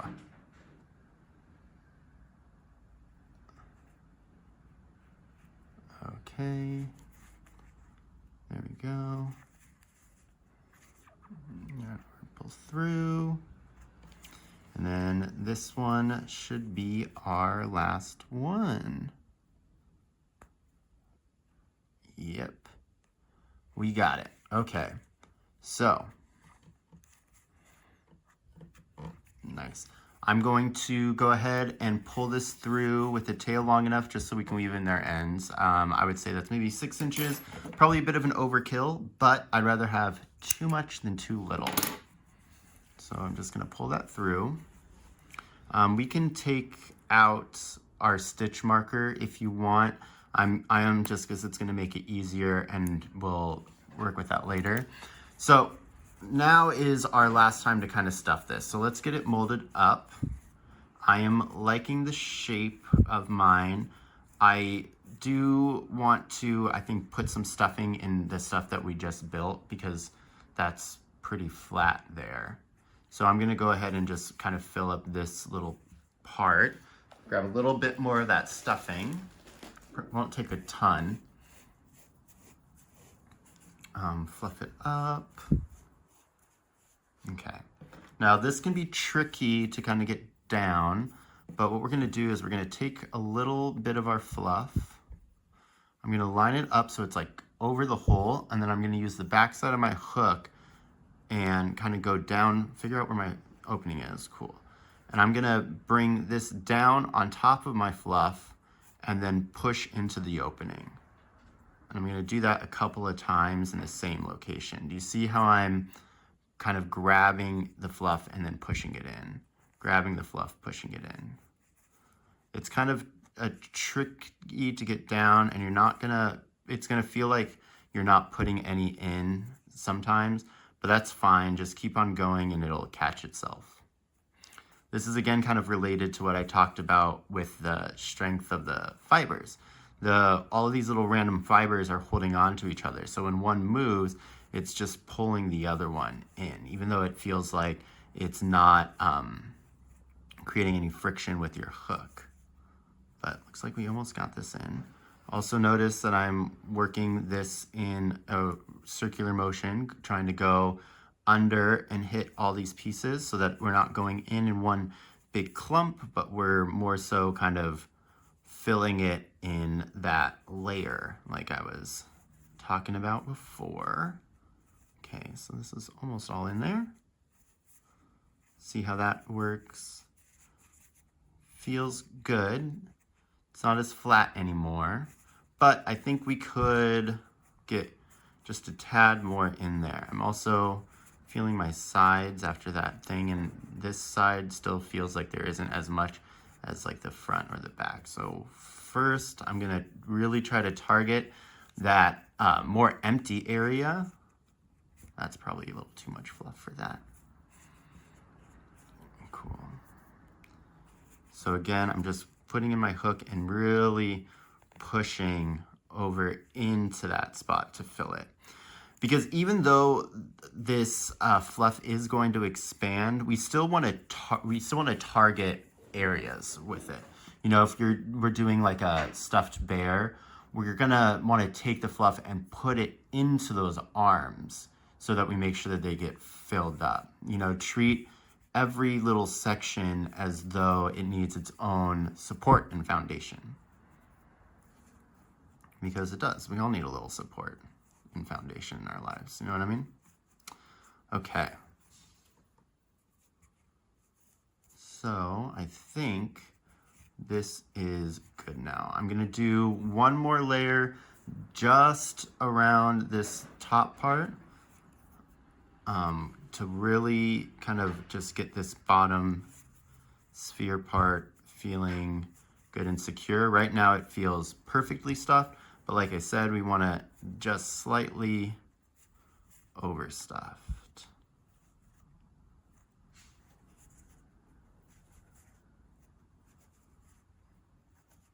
Okay. I can see now too some of the locations where it might need a little bit more in there than other spots.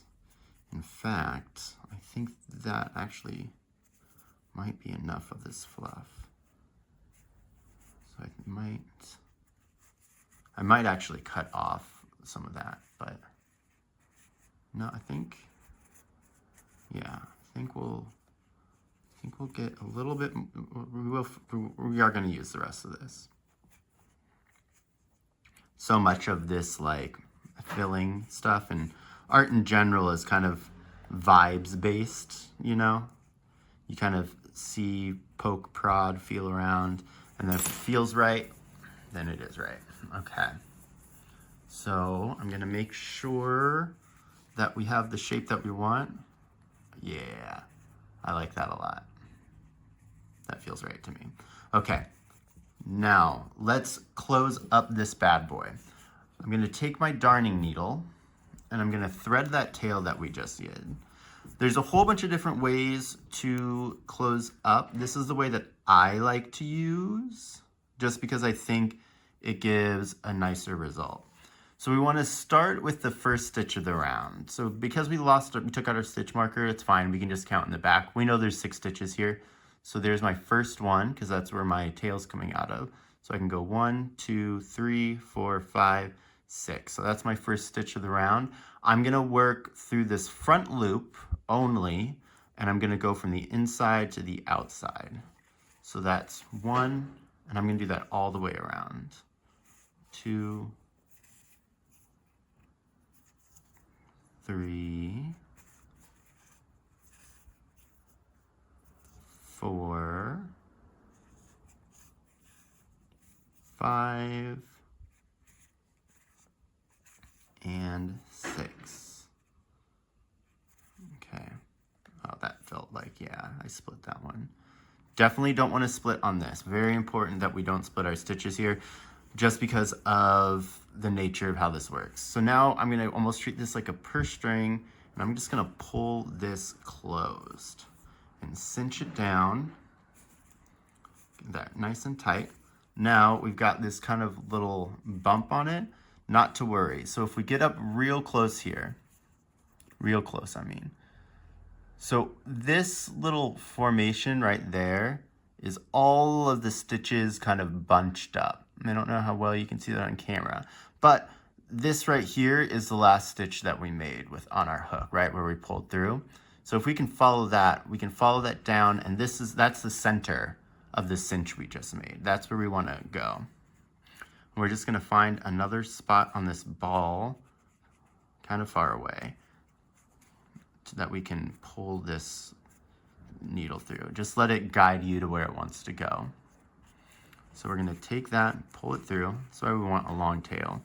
And then to get rid of this little nib here, we're gonna pull this really tight, and it's gonna go into the body of our ball. And don't worry, we'll be able to reshape it. But things to keep in mind, I can pull tight on this because it's cotton, and cotton thread is pretty strong. If you're using acrylic, you want to put the force as close to the body of the ball as possible. If you're using wool, you need to be really careful and mindful of how hard you pull, just because wool is going to be able to snap easy. But what we're trying to do is bury that in there. And then once it's in there, what we can do is we can pull this a little more tight. And then we're going to cut this by the body. And that just goes right back inside the ball. And then we can kind of zhuzh this around to fix it up. I'm gonna roll the ball together just to make sure everything is looking good. A little bit more. And there we are. We've got the body of our Pokeball. Feeling good, looking classy. So next we need to make the button. So let's go and do that now.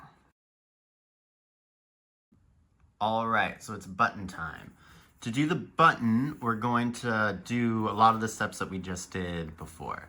So to start off, we're gonna do a magic ring. And we're gonna do 6 single crochets into the magic ring, keeping that X pattern that we've been using through the rest of this crochet project. Don't know why that word was so hard for me to remember. All right, let's go ahead and mark this. Perfect. That's 1, 2, 3, 4, 5, and 6. So we'll go ahead and give that a nice little tug. And our first round is going to be a joined round again. So I'm just going to go in here and give that a nice little slip stitch. Give that a little tug to close up our magic ring.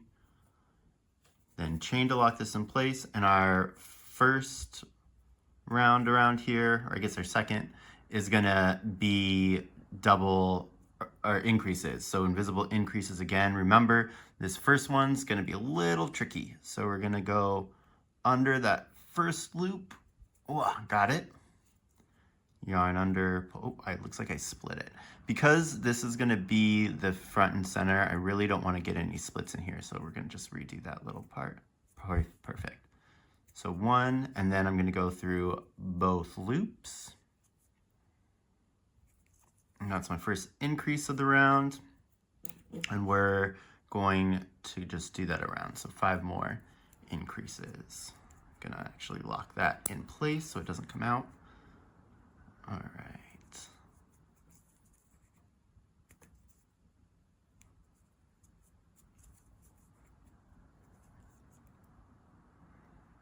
That's number 2. Increase number 3.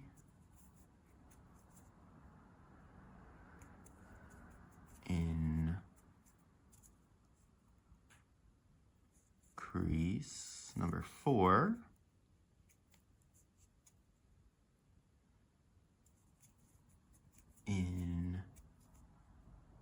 Increase number 5.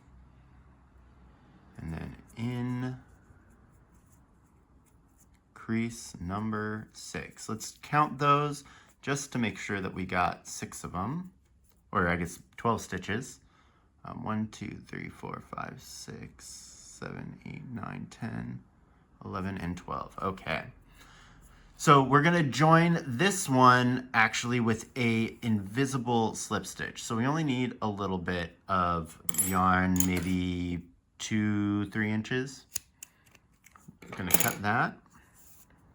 Now we need to remember where this stitch marker is. So for now, I think I'm just gonna thread my tail that I just made onto the darning needle. And what this invisible join does is it's gonna make something that looks like a stitch, but through sewing it in there. Okay, so now that we're loaded, I'm gonna take out my stitch marker. So I've got the right side of our button facing us.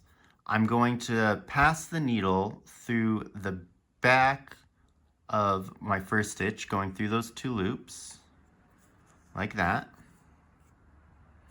And then I'm gonna pull it kind of tight to close it, but I'm trying to aim to make sure it's about the same length as my other stitches. That looks good. And now I'm gonna go into the center of that last stitch. See if I can get a better angle for you guys. So I'm going into the center of that stitch. Or you can think about it as going through the back loop. But I'm gonna go in and then pull that to make that stitch about the same length as everything else. And now you can't even really tell that that's in there. So that's good. We don't need to tack this down. If we need to pull it tighter later, we can. But for now, we'll just drop it. All right. Then we switch to black. We're done with the white for now, or I guess for the rest of the project. And we're gonna switch to our black. Okay. So where we made that invisible join, which is right here, we're going to go to the opposite side, so over here, and we're gonna work front or back post single crochets again. So how I'm gonna start this off is I'm going to go as if I was going to be making one of my back post stitches. So I'm going from the back underneath 2, and then scooping up that post. There we go, that looks good. And this is where we're gonna join our yarn. Let me show you that one more time. So I'm opposite of where I did my invisible. I'm gonna go into the stitch from the back, under those 2 loops. I'm coming up through this next stitch, picking up the post on the back. Now I'm gonna take my black and pull through a loop. Nice, tighten that up. Then I'm gonna drop it and I'm gonna do a chain stitch just to get this locked in place. Perfect. All right. So when we were doing these before, we worked into the stitch that we joined in, or that we did a join in. Not in this case, just because of how the math works out. Right now, if we count that invisible join as a stitch, we have 13 stitches, but we want to end this one only having 12. So we're going to ignore the place where we started. So I'm just going to go directly into that next post that we would work into. So not around the post that we started in, but around the next post. And that's going to be our first stitch. I'm going to go ahead and throw a marker into that one, just so that we know, because we need to make sure that we end up with 12 here. So that's 1, 2,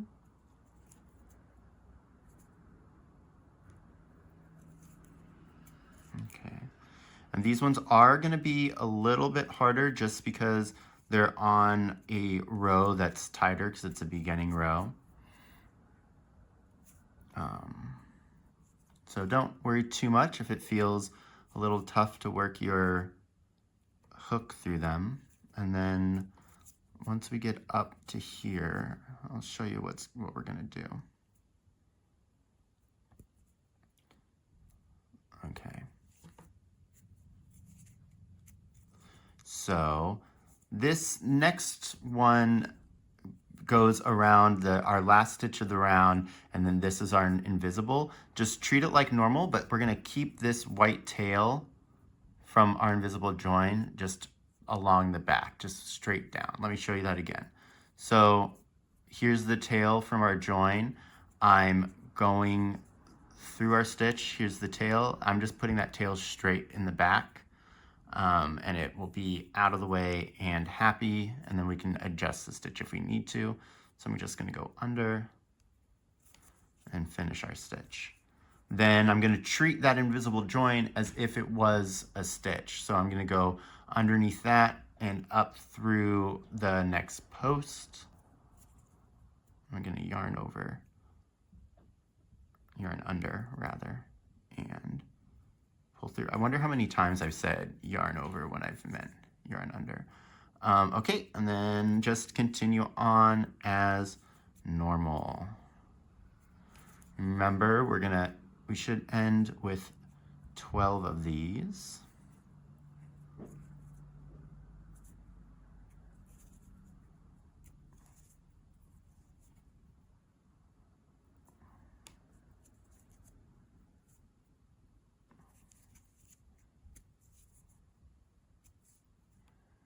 Okay. So I believe that should be, maybe we need one more. Let's count. 1, 2, 3, 4, 5, 6, 7, 8, 9, 10, 11. We do need one more. Cool, and see, we're ending right next to where we started, which is wonderful when we're working in circles. Okay, so that is that round, and then this is going to be our final round of crochet for the project. So this one's going to be a joined round. I'm going to take out my stitch marker, go into that stitch, do a slip stitch to join it, pull that tight, and then chain 1. The thing that's nice about that invisible join, do you see we can't even really tell that there's an extra stitch in there unless you're really looking. All right, so then this row is going to, after that card passes, this row is going to be just like a normal increase round. So we're going to go into that same stitch with our first single crochet, and then we'll mark it just to make sure we know where we are. And then I'm going to do an increase, invisible increase in our next stitch. Maybe, yeah, okay.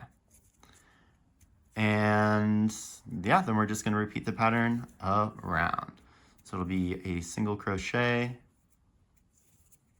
and a increase.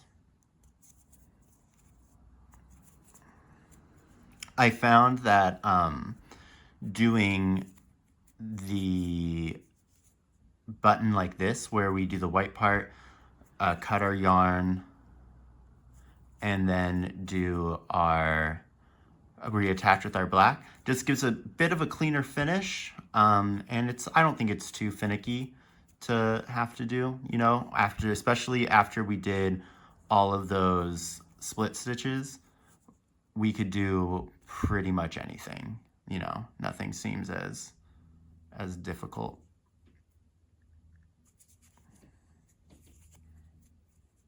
Okay, that's an increase. Single crochet. And an increase.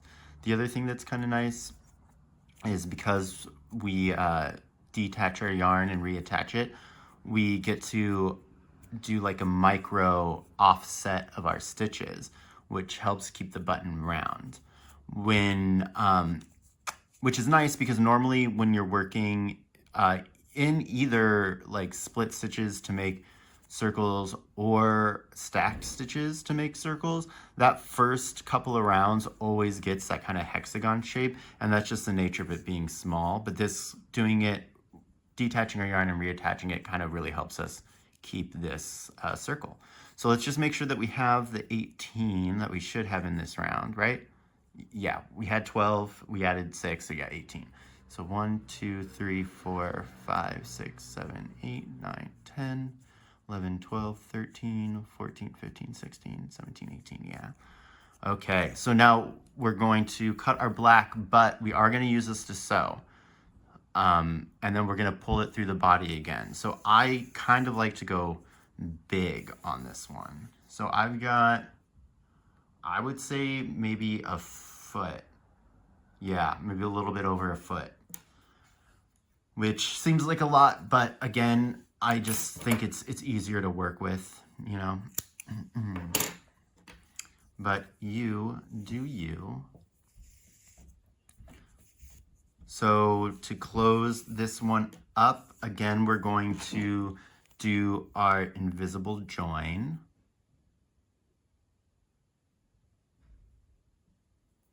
Let me grab this. So we can remove our stitch marker and recap. To do our invisible join, we're going to go through the back 2 loops of our stitch.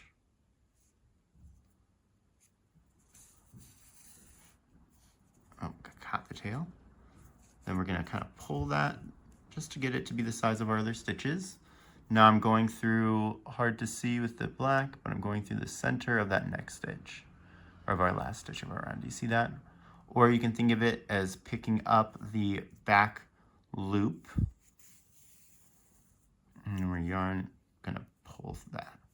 And then we can pop the button part up, and there we go.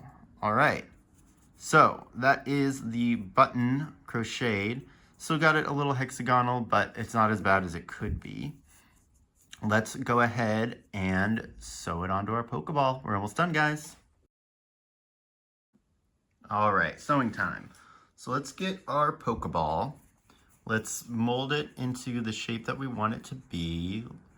Let's let our camera focus. Okay, so let's take a quick peek. There's going to be a part that's going to be more ugly because that's where we did all of our joins. So we're going to put the button here so that we can kind of hide our sins. Another way to find this, if we look at the front, it looks like there's like a whole bunch of concentric rings, which are our joined rounds. But this one side where we did those slip stitches, that stitch looks different. Can you tell the difference? So here we have an X.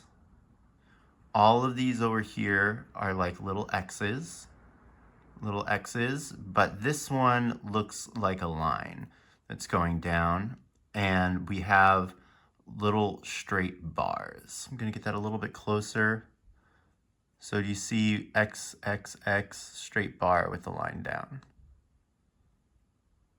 X's, straight line, bar down. So you can go from the top and follow that pattern kind of down. And again, it does seem like it's kind of visible and obvious, but that's because we've been staring at it and I showed you how to locate it. If I take this away and put it back, it's not as easy to see and other people aren't going to notice. All right, so what I like to do is take the button. We want to kind of make it so that the center part of it is on our equator of our ball. Hold it up, and I think that looks good and centered. And like I was saying, not lying, here's the pin cushion from a few years ago. This one's an acrylic guy. It's kind of deflated over the years, but he's fun. So I like to take these dressmaking pins to just kind of pin it in place, just to make it easier to sew, because, you know, I only have 2 hands. And then we can double check. I think that looks good. Yeah, okay. So I've got my darning needle on my yarn. I'm gonna just move all of our tails out of the way for now. And the way I like to start this is to pull the yarn perpendicular, or just so it's in a straight line, and then lay that flat and see where it's touching. So it looks like it's touching like one of these stitches, like it's touching like that stitch right there. So that's where I want to go in. So I'm going to go into the stitch and then go up just like right next to it. That looks good.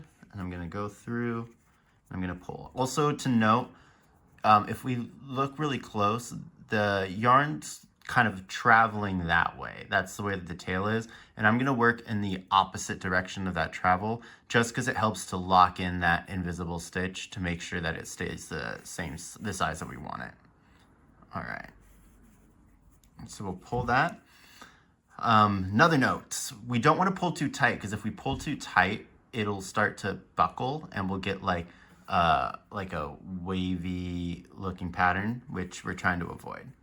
Okay, so now that the yarn's coming out here, it looks like it's just going up into the next stitch. So we'll go up into our next stitch, going under both loops of the button. Pull that until it's just tacked down. And then I just like to go directly into the next stitch over, and we'll go and pull that through. And then we just kind of repeat that around. There are some problematic points, like right here. It looks like where the stitch wants me to go is like into here, and then I'd have to come up underneath that ridge. That's gonna create too much of a bump. So instead, I'm gonna just go through this stitch of the ridge, just the surface of it. You see that? And then pull through and tack that down. Then we'll come see where it's coming up. If I pull up my yarn like that, it looks like it wants to come in between these two stitches. So I think I'm gonna go with this lower one right here. Remember, this isn't tacked or fully tacked in, so we can always change our stitch if we want to. Let's see, that's looking good. And then we'll just go into the next stitch. This looks like it wants to go through the ridge again. So we'll just go underneath this stitch in the ridge. Tack that down. Okay, so I could control this kind of squaring by kind of pulling this stitch up. So let's just go ahead and do that. So if I pull that one up there, it makes it a little bit more round. All right, I can take that needle off, go into our next stitch. Let's see if we have another kind of case that I want to show you. Yeah, so here it would look like that we want to go into this stitch right here, because that's kind of exactly where the yarn's coming out, and where the yarn, if I was going to go directly through the button straight, it would hit in between this stitch. Now the only problem is if I go into this spot right here, it's going to be visible. So instead, I'm just going to shift this down to a spot underneath it, just to make sure that we can keep our stitches hidden. And as you see, it's not really going to affect the overall shape. So if you're ever in doubt of where to put the stitch, if it's too far out, just go in. Unless you go really, really far underneath the button, you're not going to notice it. So where are we? We're right here. So it wants to go up through this stitch.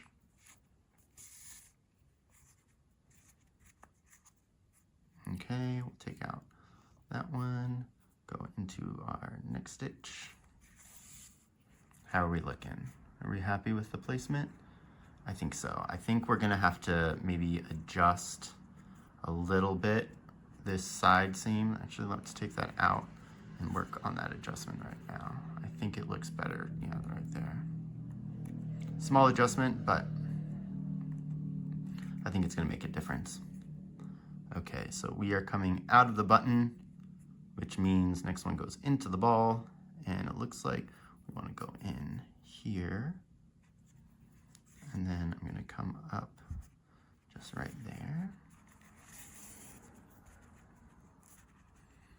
These, the sewing part might be a little tricky and tedious, but I really like I don't know if I really like, but I like doing these finishing touch things because it really, you know, I'm excited to have this almost done, but it's important to really put the same amount of effort that we put into the ball part into the sewing part, you know, because we spent all the time that would be disrespectful if we just kind of sew it all higgledy-piggledy.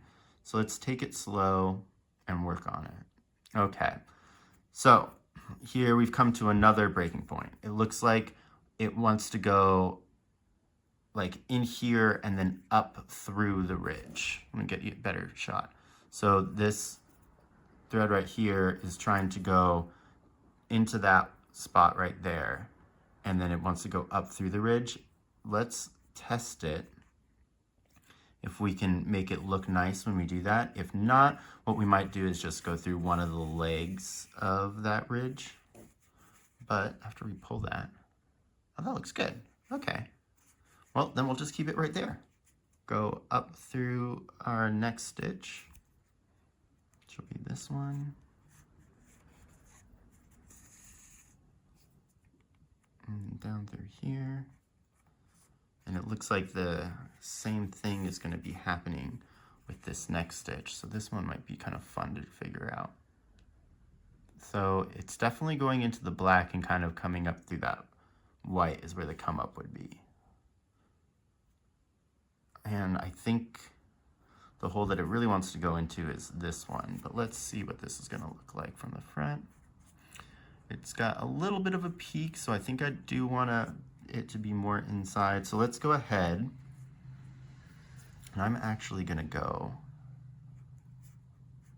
fairly deep into here. So I think I'm gonna actually go into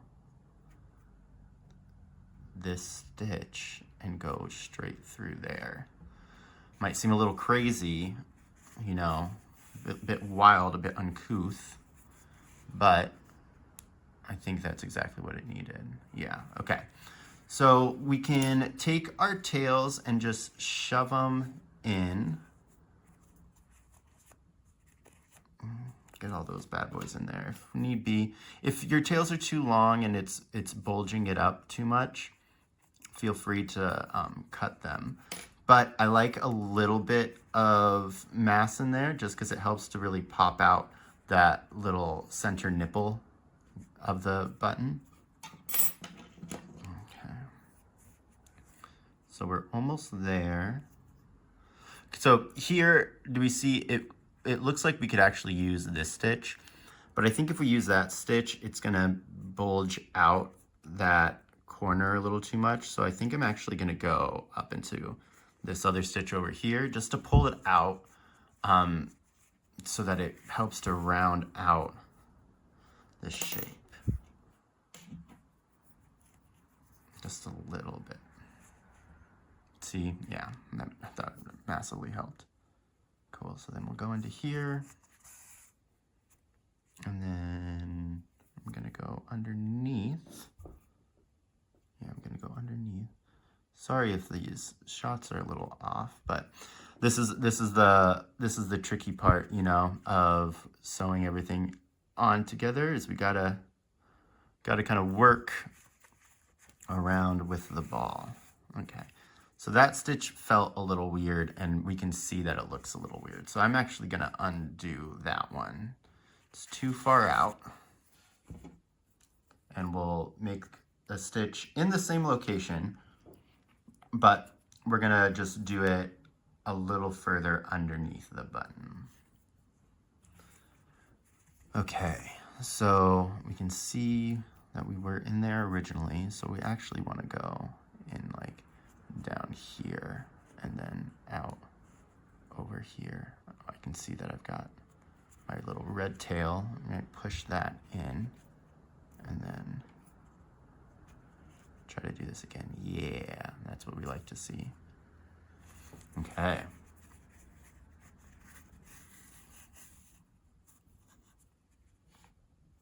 And then bloop. This one again is in between those two stitches. So let's see if one needs to be pulled out. And I think, yeah, we're gonna pull this one into it. Okay. And then I think this one might be one of the last stitches. Some fluff on there. Okay, yeah, so this will be the last. So let's look. I'm happy with that. I think that looks cute. We're not going to be able to fully get all of the corners. And okay, so this is our last stitch. I'm just going to go directly in here and bury our yarn. Or am I? Yeah, I am. I'm going to go in because I think, yeah, that looks good. So we're not taking it off of our needle because we really want to make sure that that's where we want to place it. But that looks good, so I'm going to pull it a little tight and do like what we did last time. Pull tight, give it a little snip. And there it is. You made a Pokeball. We did it, guys. It looks super cute. Hello! Join the others. All right, let's go, and I will catch you. Congratulations, first of all, and I'll see you in the outro. We'll do a quick little recap. All right, guys, and that's it. You did it. I hope you enjoyed. Thank you for coming to the first crochet along. I hope you learned a lot. You know, we got to use all the techniques that I've talked about. We use some staggered increases. We got to see how to apply those split stitches in a different way than in that video. We did some spheres and we made a really cool object, and it's a little bit more complicated than the standard like ball that you might see other Pokeballs. I'm really proud of this pattern and the way that all of these different techniques, somewhat more advanced techniques, come together to form such a cool object. So the pattern is going to be available to buy probably on Etsy, but I'll definitely have a link in the description where you can find it. And the pattern will have the information to make all of the Pokeballs. So the crochet along gets you the information to make a Pokeball and a Premier Ball. Premier Ball is just a reskin, a color skin. Then the pattern will also have the information for doing the Great Ball, the Master Ball, and the Ultra Ball. The Ultra Ball is really cool because it uses a completely different technique so that we can get this nice applique H on the front, which I think is really cool. A lot of the Ultra Balls that I've seen online, you just make an H separate and sew it on, or you use felt to sew it on, and I'm really proud of myself for figuring out how to get the H on there built in. But it is definitely more of an advanced technique. I would say that if you're gonna go through the pattern and you're a little worried about your skills, definitely do the Pokeball first, Pokeball and the Premier Ball first, just so that you can get the basic techniques that we're gonna use down. Then I would go for the Ultra Ball and the Great Ball. They're pretty similar, pretty close to the same, but the appliques have a little bit, two different techniques to do those that are a little bit tricky. But what I've talked about on the channel. So if you have any questions, you can go watch the related videos. There'll be links in the patterns to them. And then I would move on to the Ultra Ball, just because it's a little bit trickier. But yeah, that's gonna be the video for today. Comment what your favorite Pokemon is. I think my favorite at the moment is probably, well, I always have a soft spot for Meowth, and I really like Berserker. I also really like Venonat, and from Paldea, it's a toss-up between like Flamigo and Raylor. I like bugs, and I just think that it's the audacity of making a flamingo called Flamigo is first phenomenal dad joke and just silly. So yeah, tell me what yours is in the comments. I'll see you guys next time. Bye. Hey guys, so don't really have a blooper this time, but let's start fights. Let's wake up and choose violence. Let's increase my engagement. What do you guys think about the Legends EA drama around Chikorita? Now, I love Chikorita. When I was but a child and played Pokemon Silver for the first time, I chose Chikorita. I think I haven't seen if they've released a Meganium's Mega Evolution, but I'm sure it's gonna be badass. Is it toxic masculinity? Maybe that might be a little too harsh, but it does feel definitely bro culture-y. Like, y'all, calm down. Chikorita's sick. This is a Chikorita Stan account. But yeah, let me know what you think. Late.